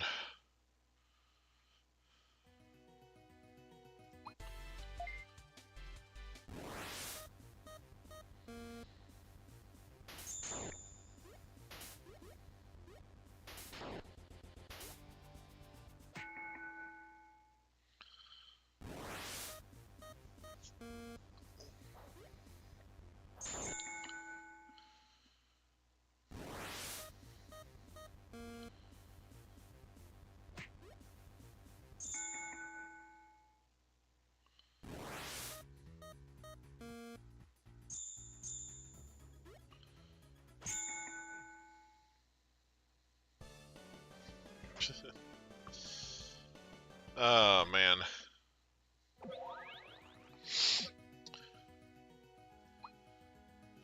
But yeah, for those who don't know,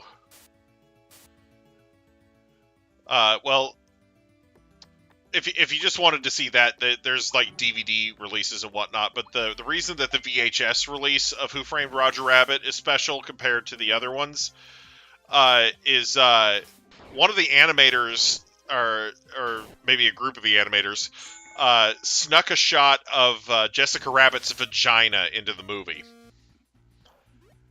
and they people figured out that it was there by using the freeze frame after the VHS version came out. So in later versions of the movie, they cut it out. They went back and airbrushed it out or whatever. So if you get like the Blu-ray or DVD version of Who Framed Roger Rabbit, that shot isn't in there any longer. But if you have the VHS version of the movie, then yeah, you can. If you want to use the freeze frame on it, you can find that. So.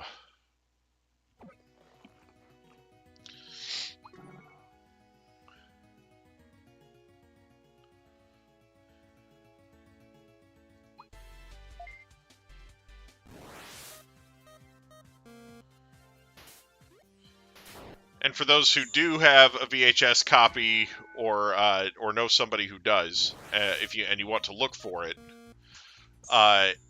it's in the scene where the bad guys dump dip on the road while they're all in the cartoon taxi cab, and the cab goes spinning out of control, and everybody goes flying out of the car.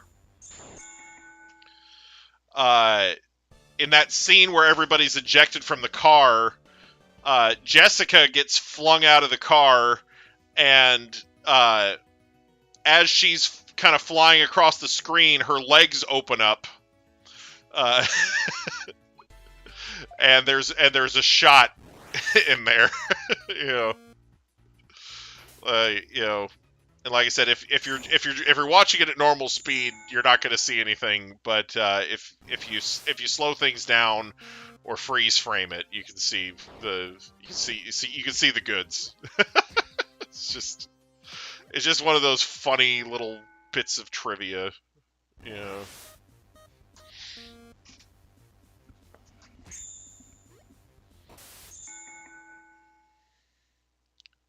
Like it's something most people won't find unless they know where to look.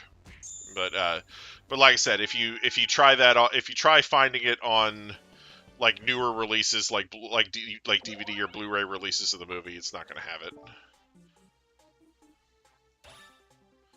Yeah.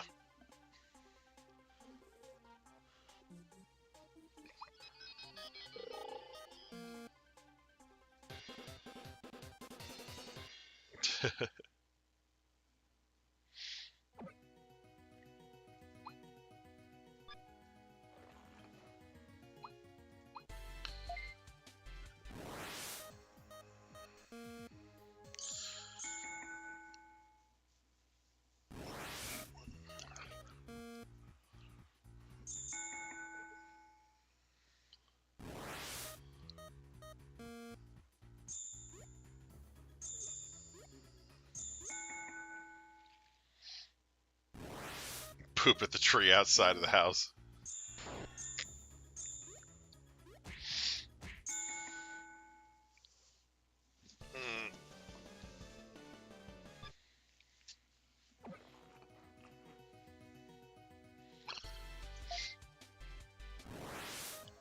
Oh man.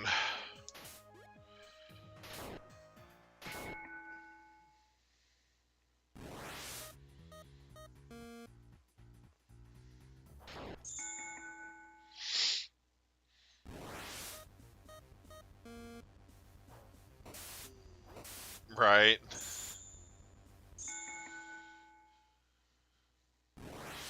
Why has nobody used their phones, right? I think it's interesting that now that everybody has a camera on them at all times with their smartphone, that we haven't seen better footage of the Loch Ness Monster or Bigfoot lately, you know?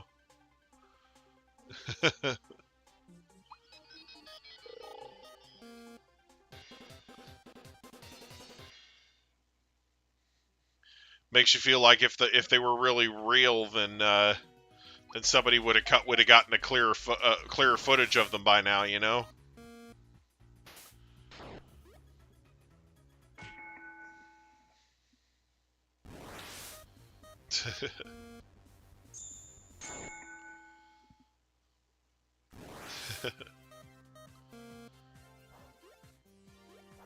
I mean, there's so many more people walking around with cameras nowadays, though, than there used to be.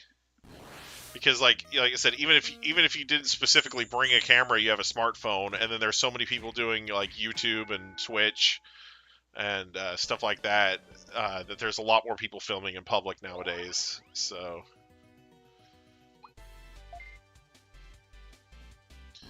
it's really kind of impressive. Might turn your Chaosdramon back into a Digitama. Hey, it's something that you might consider doing, because you might end up with a stronger. You're probably going to end up with a stronger Mon at the end if you do. But you know, it's up to you. We're almost there. Get him! Destroy him! Massacre him! Alright. Bet. Sweet. Obtain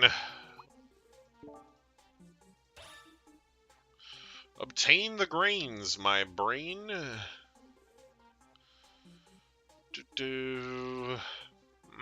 What do we want to do here? I say, old chap. When your Megamon Swart dies, you're gonna get Omegamon Ultra S. Yeah, there you go. That'll show him. That is awesome.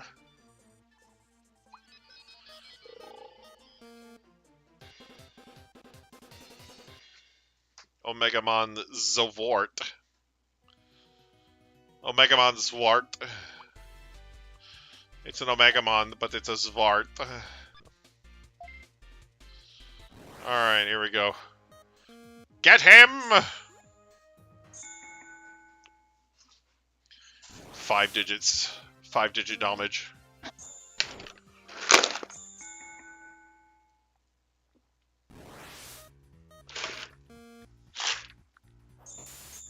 Oh, man.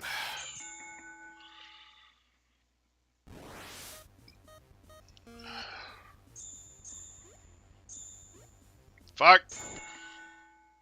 Yeah, kill the shit out of it.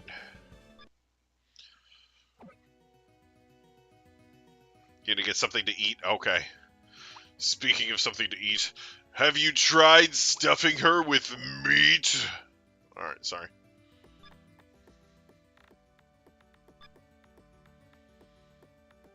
Alright.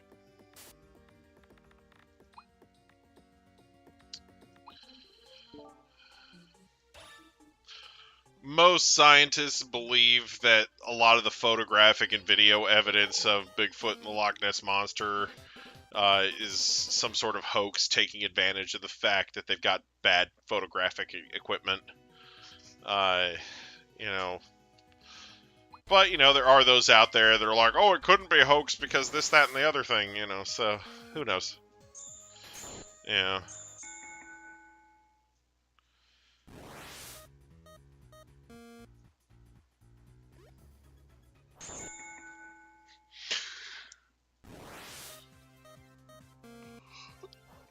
If it is a hoax and the people involved know the truth, you know.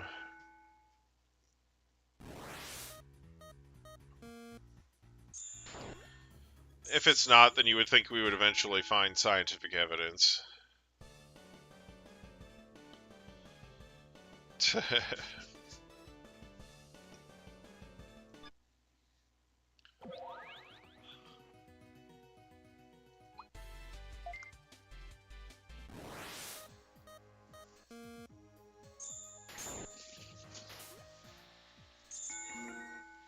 I remember hearing that at one point that there was actually some physical evidence found that supports the existence of the Yeti.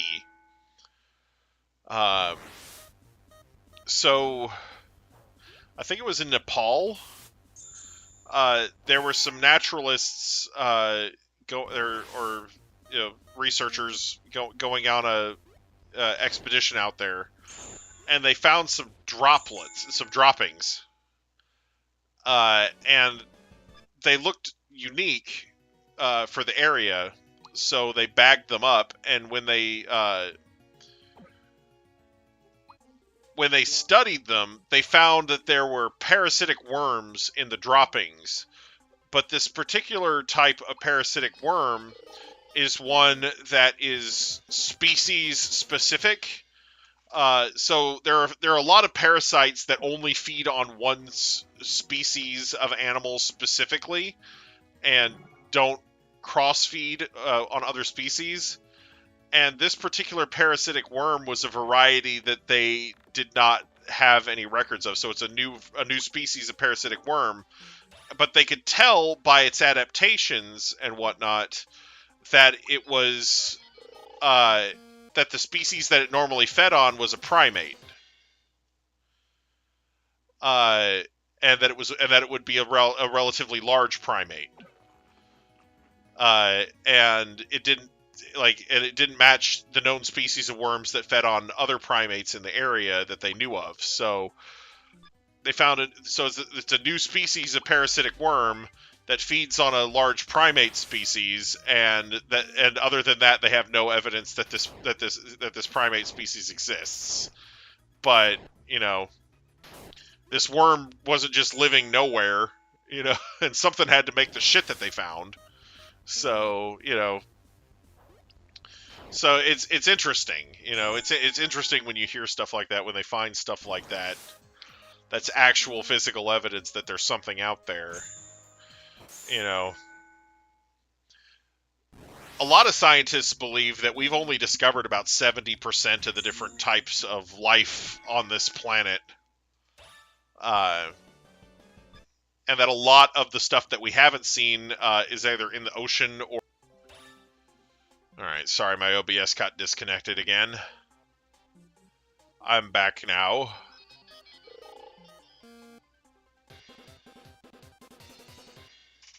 But yeah, I was watching a video the other day, and it was talking about...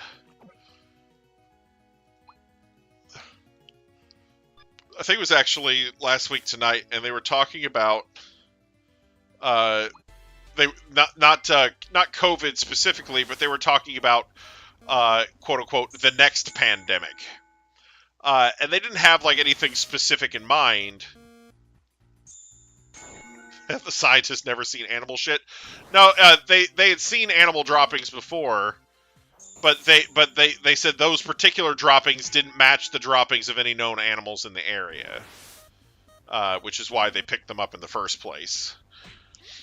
A lot of animals have very distinct droppings where, when you see the droppings of a particular animal, you go, oh, that's dog shit, or that's horse shit, or that's, a lot, scientists that study animals can a lot of the time tell an animal's droppings just by looking at them. There's I think it's the wombat. There's an animal that makes square turds. Okay, I'm pretty sure it's a wombat. But yeah, Diplodocus. It's from most reports, it sounds like it'd be closer to a plesiosaur. But anyway.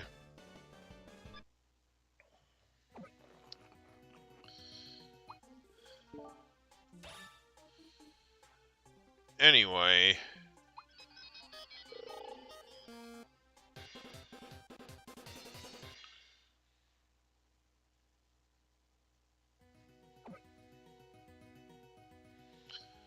And then that's not how you spell Diplodocus. Just so you know.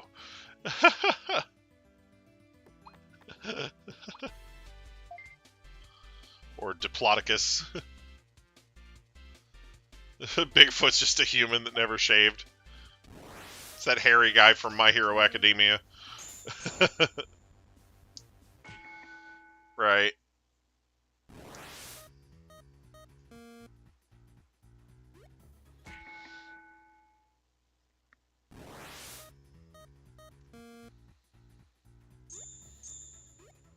I see. That's interesting. Maybe I'll do that.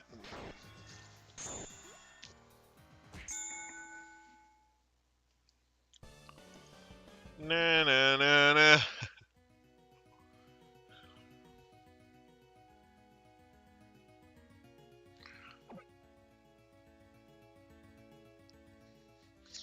Shoutamon! Alright, full energy. Here we go.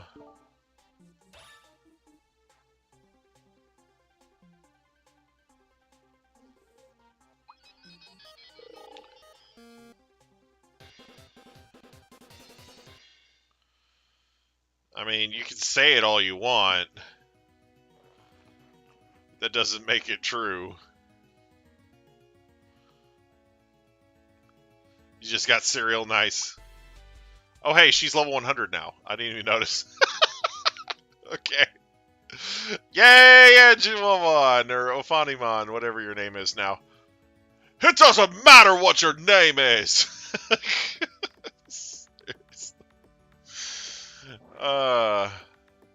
Look at her. Look at how bad Lilithmon's stats suck compared.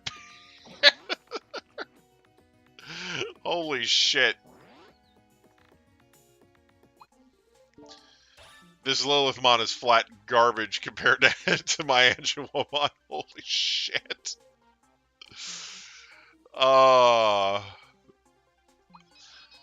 That is the difference between max 50 age and max, like, 80. Holy fuck. The stats on this thing, though. Wow. Just wow. This is really bad.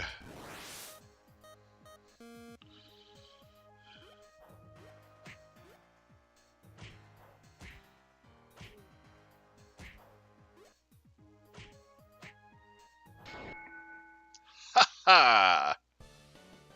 Damn. This is really bad.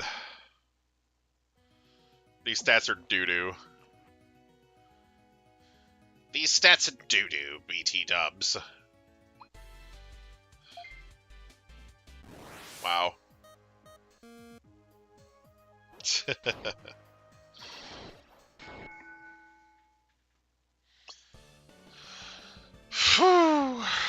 But yeah. I don't know.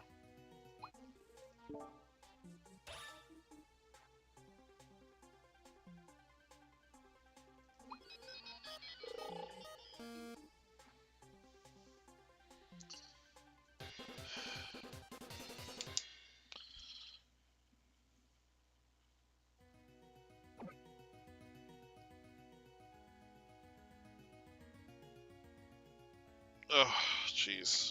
She hungry. She needs to be stuffed full of meat immediately.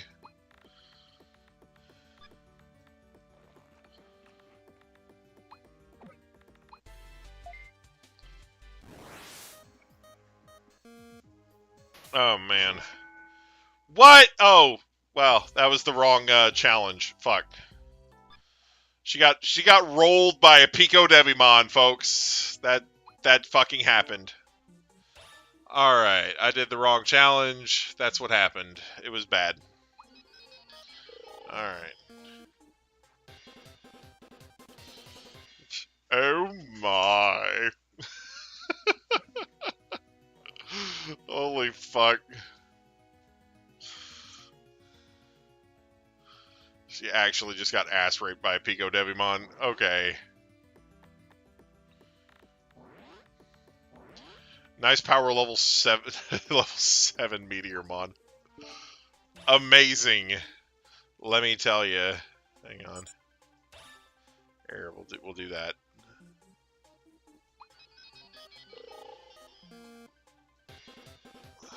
Ah, yes. Literally can't sink any lower. Haha, now it's a level 8 Meteormon, bitches. Woo!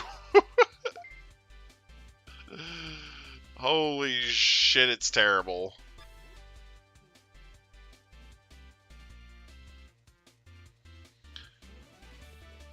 Call you something other than Guest or Regigigas? Okay.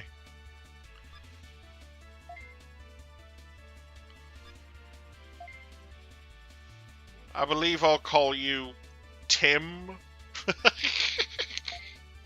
No. Probably not. Alright.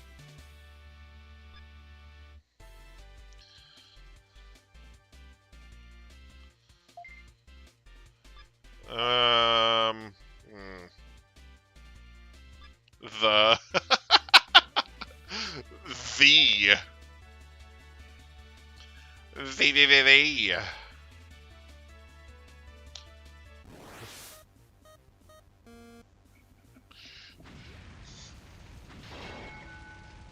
Oh shit. Yeah, that was, I made the same mistake but with a different challenge. All right. That was embarrassing. Okay. I need to not do that. I get used to farming a challenge and then I switch mons and it's like, "Oh, no. That's not something I can do anymore." All right. Let's do some training. King V. King VVV. King VVV. Yeah, there you go. It's King VVV. All right, power up items. Let's buy some fucking carrots, damn it. Come here. It's carrot time. All right, we're buying carrots, motherfuckers. That's it. Nobody can stop me. I'm buying carrots and nobody can stop me. Look at this shit. Warp Evolutor. Oh wait, what does this do? Black Digitron. Can I has Black Ophanimon? Just saying. Hang on. Special evolution. Yes. Oh, damn. Chaos Core. Yeah. No, can't do that. Fuck. Okay. I tried, everybody. I tried to make special evolve things happen and nothing worked. Okay. Yes.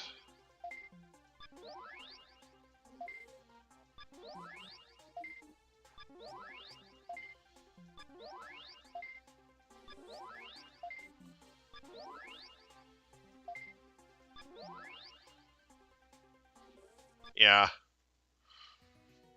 Okay, so she can go one more.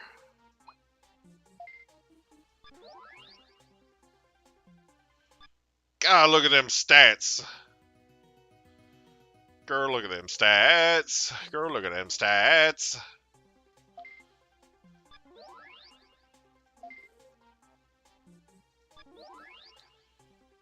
Uh... 77. Hang on, one more. One more. Yes. Yes! She's so fat. Look at her. Look at how morbidly obese she's become.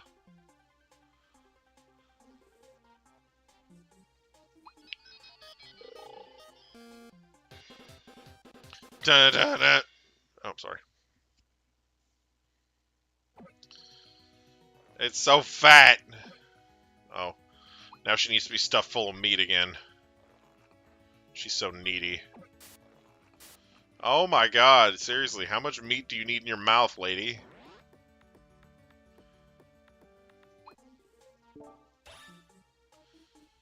Oh, man.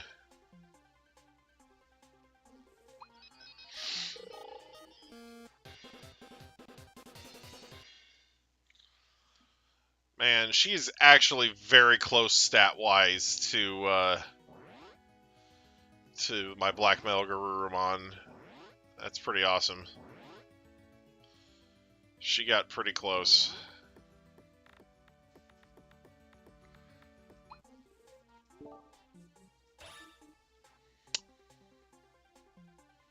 I likes it.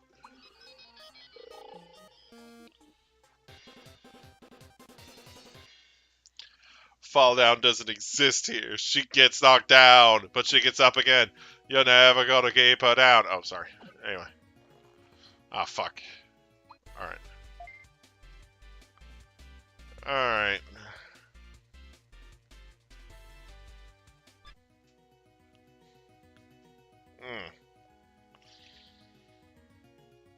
Let's see. So if I reborn her, she's gonna have 90 max age. That's gonna be pretty sick. I'm not gonna lie. That's gonna be pretty frickin' sick.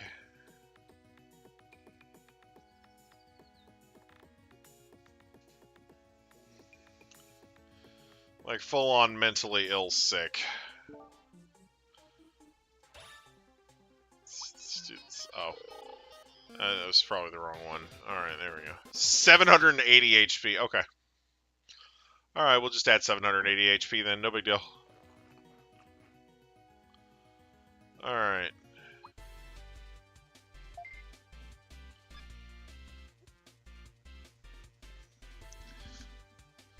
It's actually disgusting.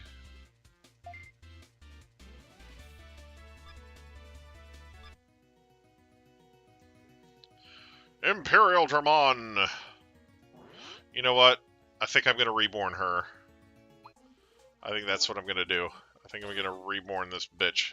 Right here.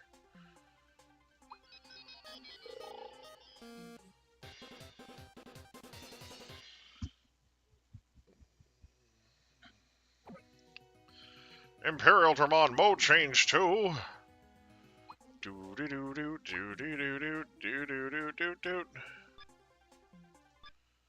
Okay, so first we give her food.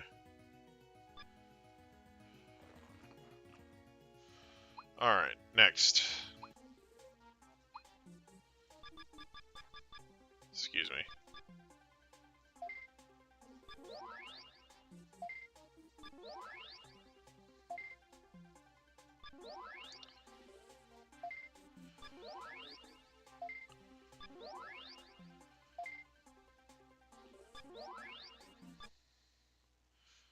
Okay, so she's level 98 now.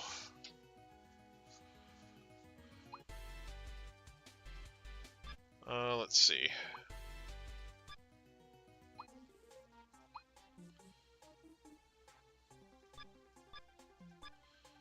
Let's just go ahead and give her another one.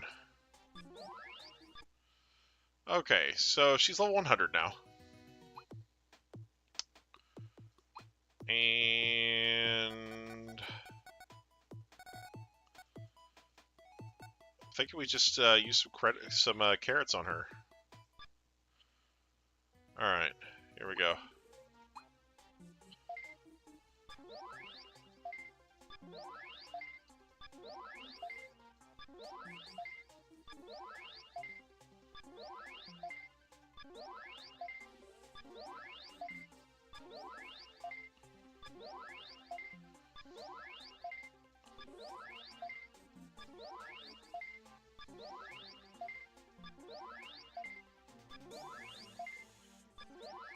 I love how it actually just lets me keep using carrots on her until I actually exit out of the menu, and then it'll kill her.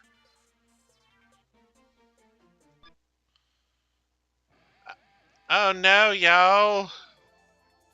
She done died. But the thing is, when you reborn the Digimon, it gets a percentage of the stats that it had when it died. So she's got 300 plus, she's got 200 plus stats and everything because I used that many carrots on her before she died. And now she's a Pabumon. Alright. Me, that time I got reincarnated as a Pabumon. Alright, doo-doo-doo!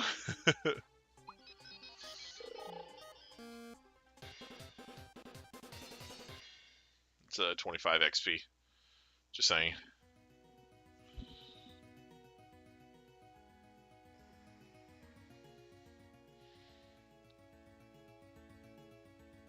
Like, the thing is, there's actually a method to the madness there. It's actually worth it to do that.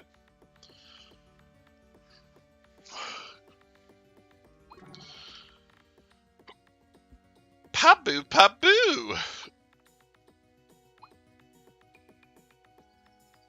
Alright. Bet. Here we go. Oh yeah, I can't use boosters as a bebe. Tiny bebe. The tiny baby cannot use boosters.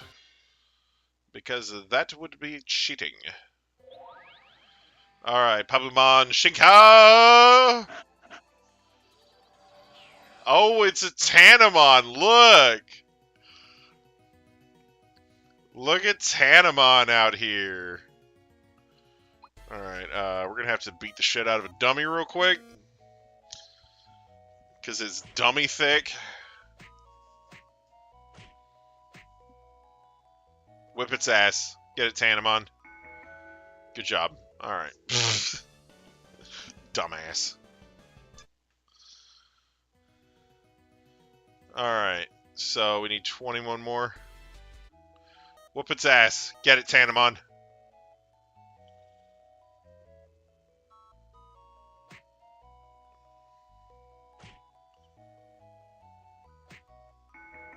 Yeah, get him.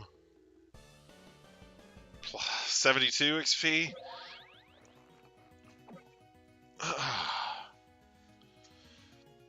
Oh, I can get Betamon out of this? Hell yeah. Come here. Oh. Yeah, Palmon I think would be fun.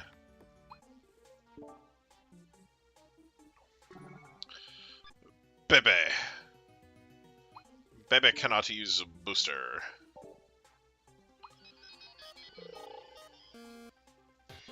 Oh shit. Damn it! Damn it, damn it, damn it! Alright, get it. Beat up the dummy. Dummy. God damn it. Seriously, Tanamon. Hit it again. Hit him again. God damn it. Hit him again. I think it literally gets XP in proportion to the amount that it hits it. Hit him again. Hit him again. Harder. Harder. Hit the dummy. Hit the dummy. Hit the dummy. Hit. Okay, that was 10 hits. So I got 170. Yes, it literally, like, that's such an RNG way to do it. Oh. Well. Oh, it's Palma! Let's go! Alright. Listen. How do I get a boxing cactus? Alright. How do I get this boxing cactus thing? Alright.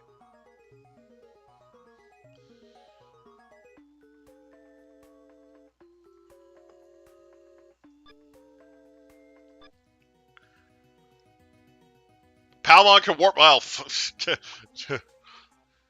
no need to waste time around here then. Well, let me just,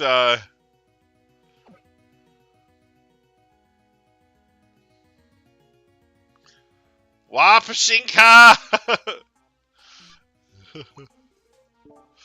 Kyukokashinka!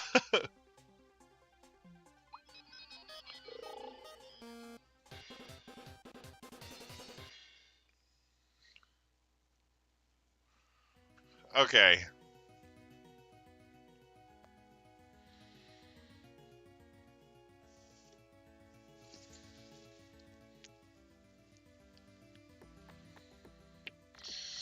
Okay, so don't warp yet.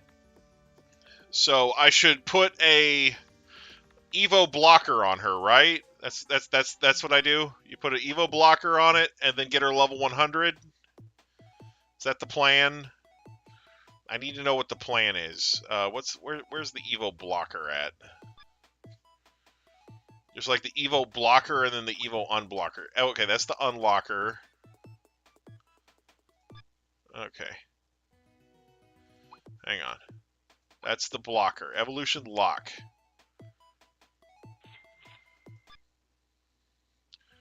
Okay.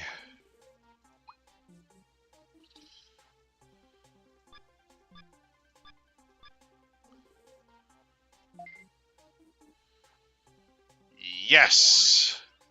Yes, we are blocking that shit off. Fuck you for trying to evolve. Hey, Tamer, have you noticed that little icon next to your partner? It means they're fucked. That icon means that your partner does not have the ability to evolve. Sometime this happens. To make it easier to make it able to evolve again, you must use an evolution unlocker. Just buy one at the market once you unlock it. However, be careful. Once you unlock your partner's evolution ability, if it has met any evolution addition, it'll evolve immediately. Sometimes it'll even warp evolve. Just saying. XD.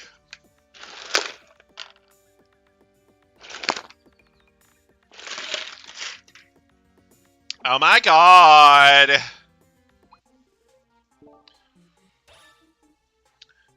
Number 27, Palmon Foot Lettuce. Alright. Sorry.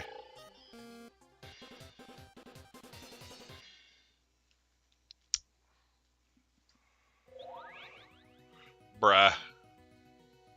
Alright, it's level 5 now. What do I do? Just get experience? Like, just fucking go ham on the XP? Let's see.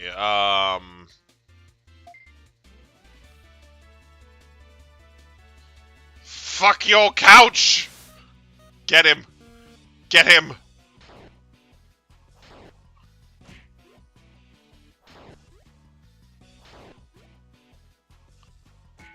Man, it's too bad they didn't have Palmon when they fought one of these in Digimon Adventure. Oh, wait.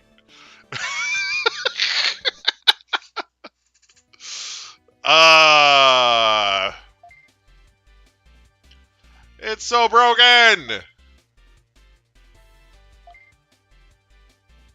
Alright, get him.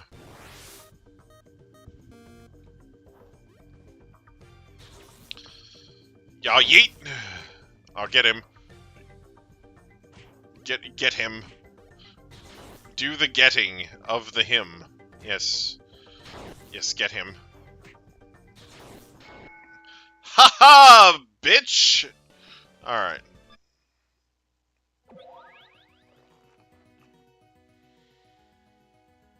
Okay.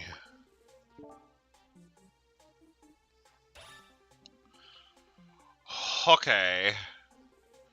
Spitacking. Spitacking.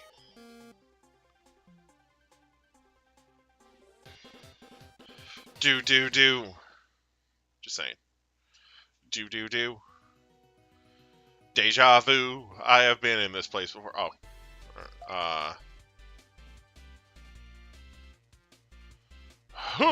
Get him. Whip that ass. Get him.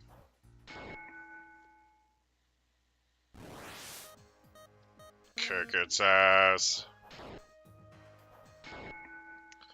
Palmon, there's a shiny Patamon behind you. Kill it like the rest. Alright.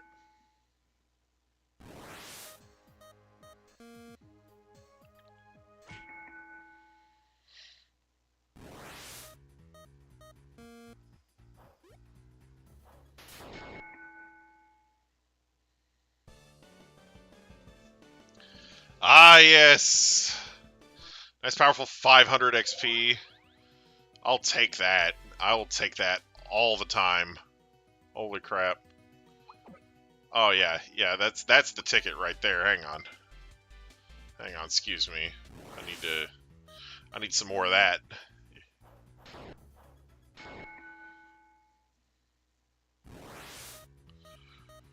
We gonna just level up real quick.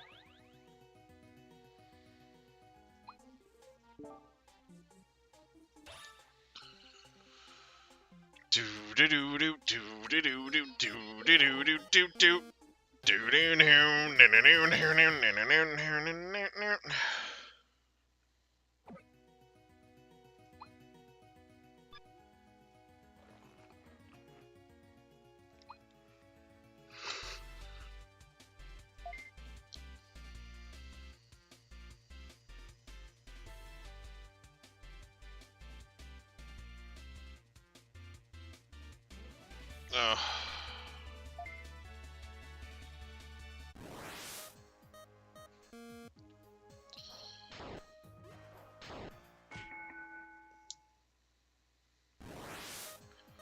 Wapashinka.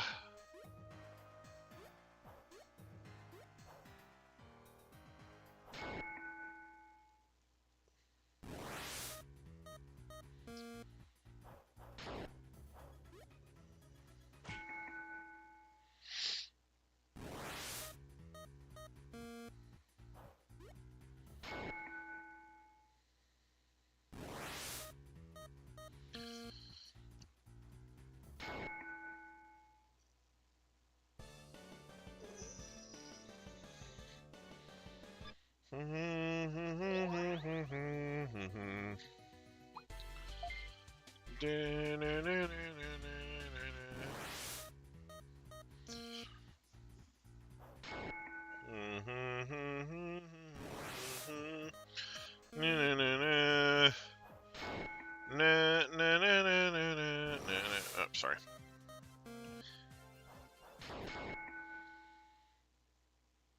All right.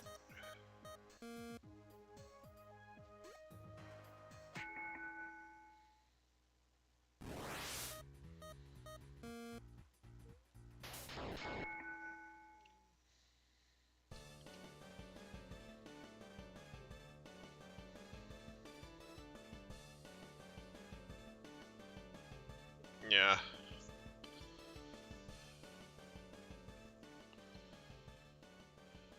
Yeah. So, I don't have the burst evolution items yet, though.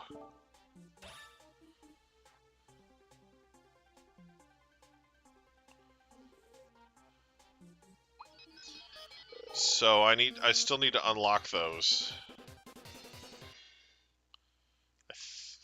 Like...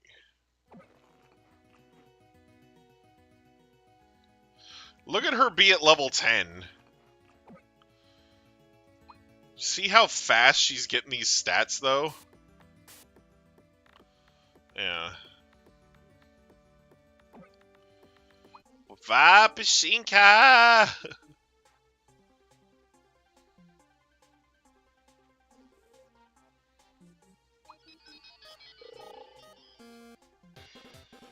Shit.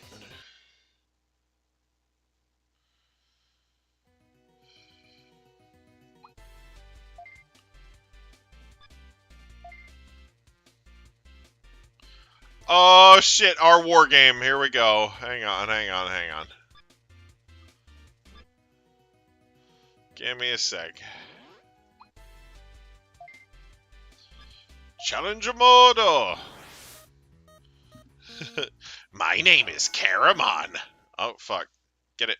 Ah, I missed it. Fuck. It bypassed the champion level and digivolved straight into the ultimate level. Don't interfere. Hey, we unlocked a new medal. Oh boy. I was hoping. Deep down inside, I was praying that eventually we'd unlock a new medal. It's exactly what I was hoping would happen. I was just, words cannot express how thrilled I am. Yeah. Okay, other than that...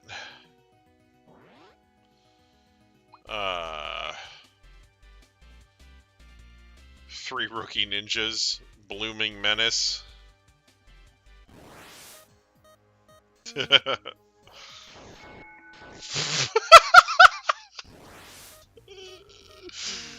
God. It's like she's kicking them over and then, like, just kicking them while they're down.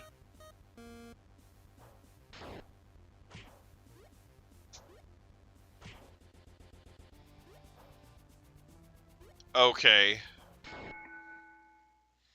So, yes and no. They don't necessarily combine the stats together just flat. They add them together, then cut them in half, and then multiply them by, and then boost that by 50%, basically.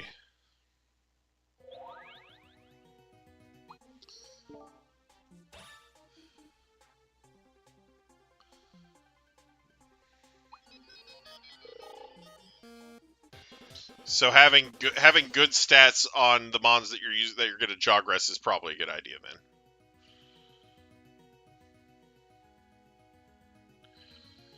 Kyukokushinka!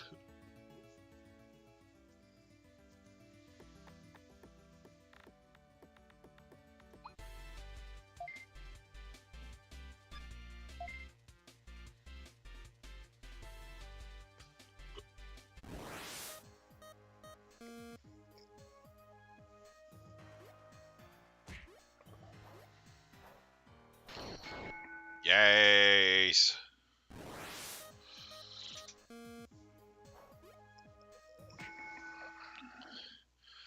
Ding.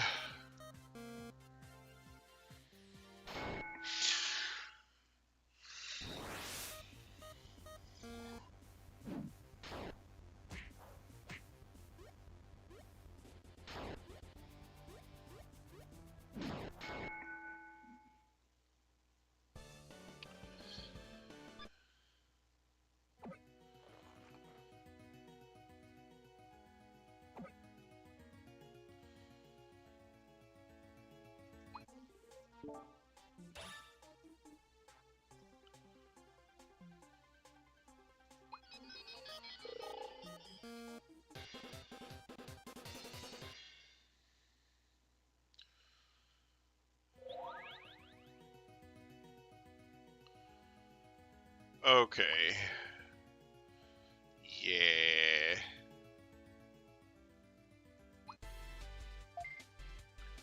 We're doing good things.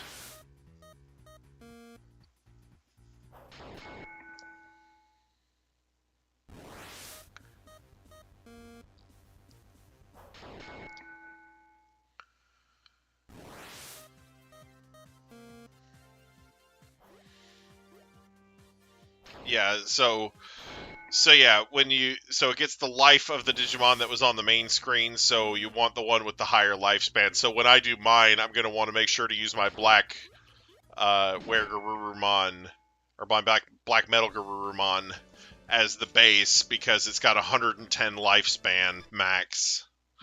So I'm going to want that lifespan rather than the other one.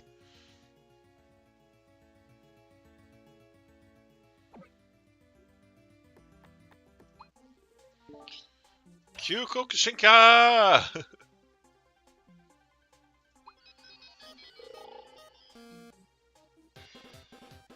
Nah. Eat it. Alright. That is absolutely disgusting. This is broken as fuck.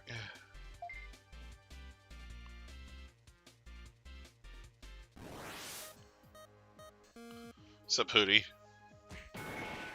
Ow! That was way stronger than I thought it was going to be. Holy fuck.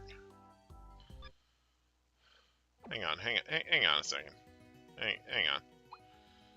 Let's just calm everybody down.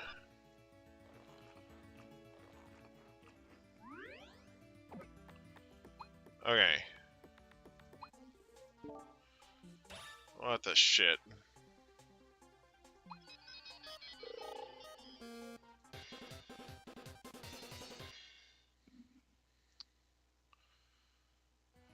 Okay. So, free battle. Okay, it's 550 to beat the max rank.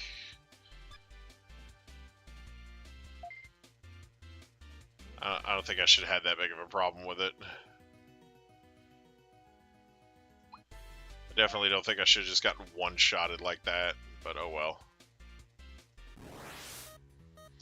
Guess we'll fight this one again for a bit.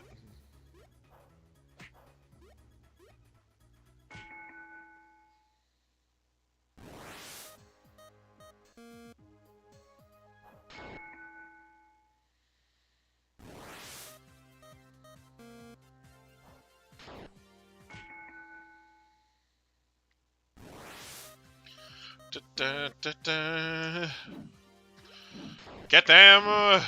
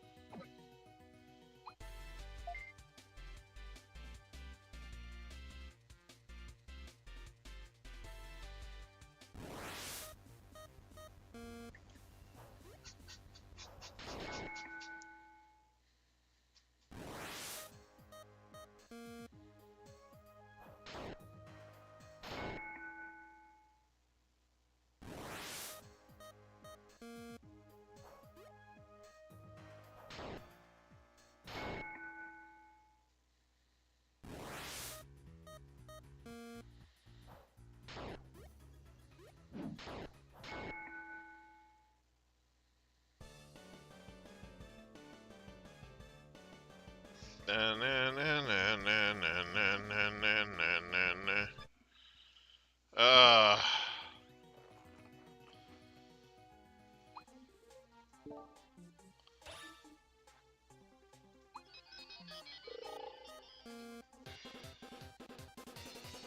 yeah, we did it.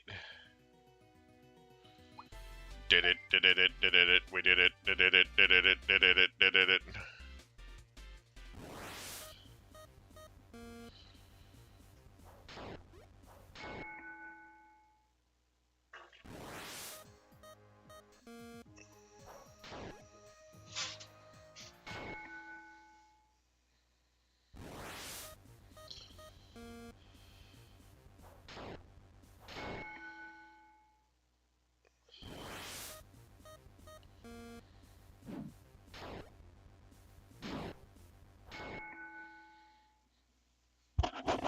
Alright. Not too bad. Oh yes, it's a very nice...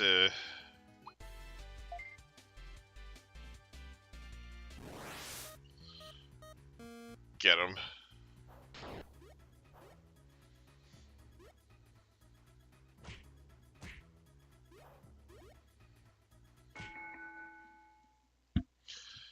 Yeah, boy.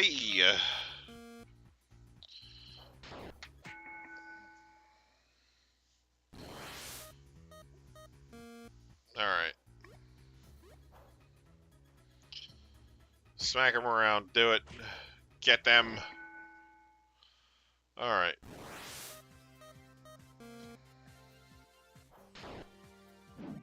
Box cactus mon. Alright. Okay.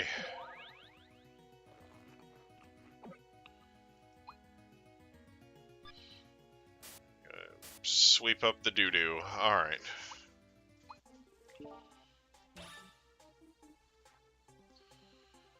Doo-doo sweeper. Hell yeah, get it.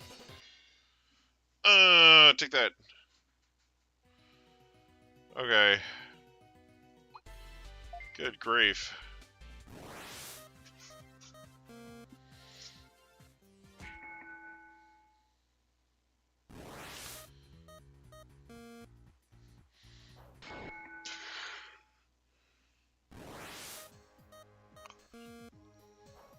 She's already about done. Good God.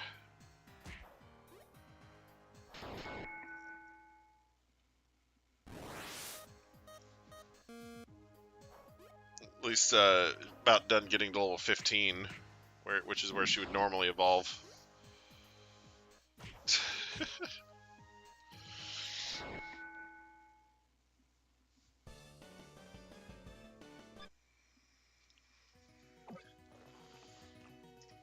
I don't know, mons like this are so much more fun to raise because they have like so much to start with. Let's just beat the shit out of it again. One more time.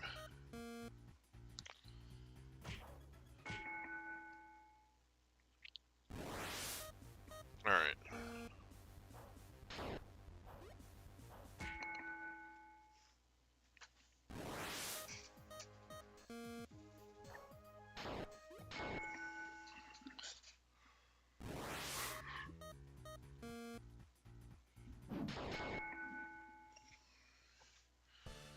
Alright.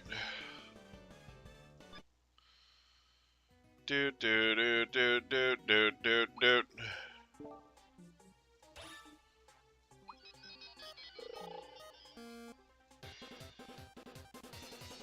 Yes.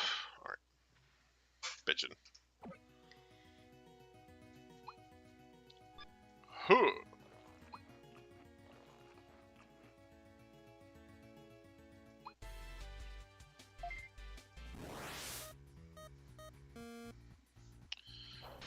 Okay. Yeah. This is awesome. I likes it. Kill them.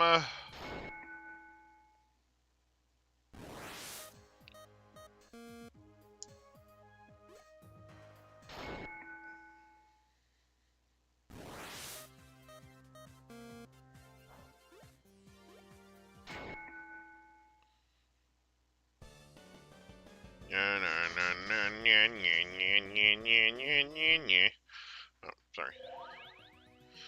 Full freaking energy.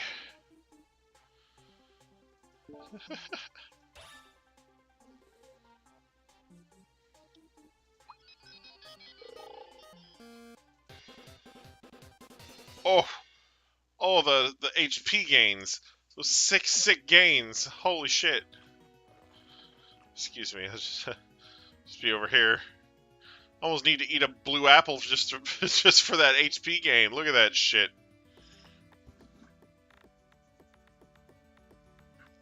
Holy fuck.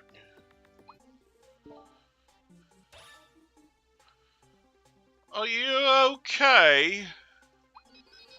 Do you need some help? Oh, fuck. Okay. It's busted as fuck. Alright.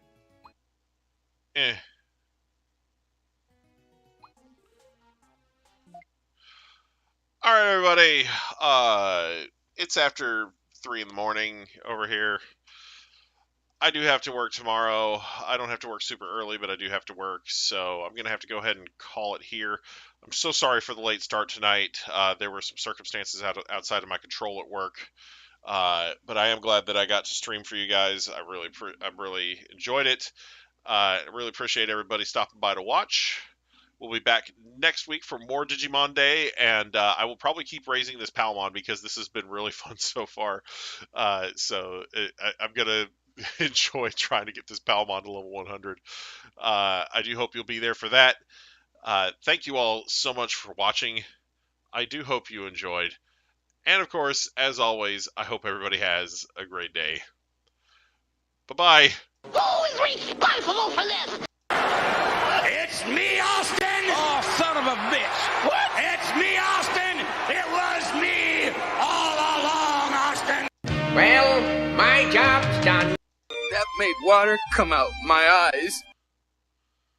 My life is insignificant!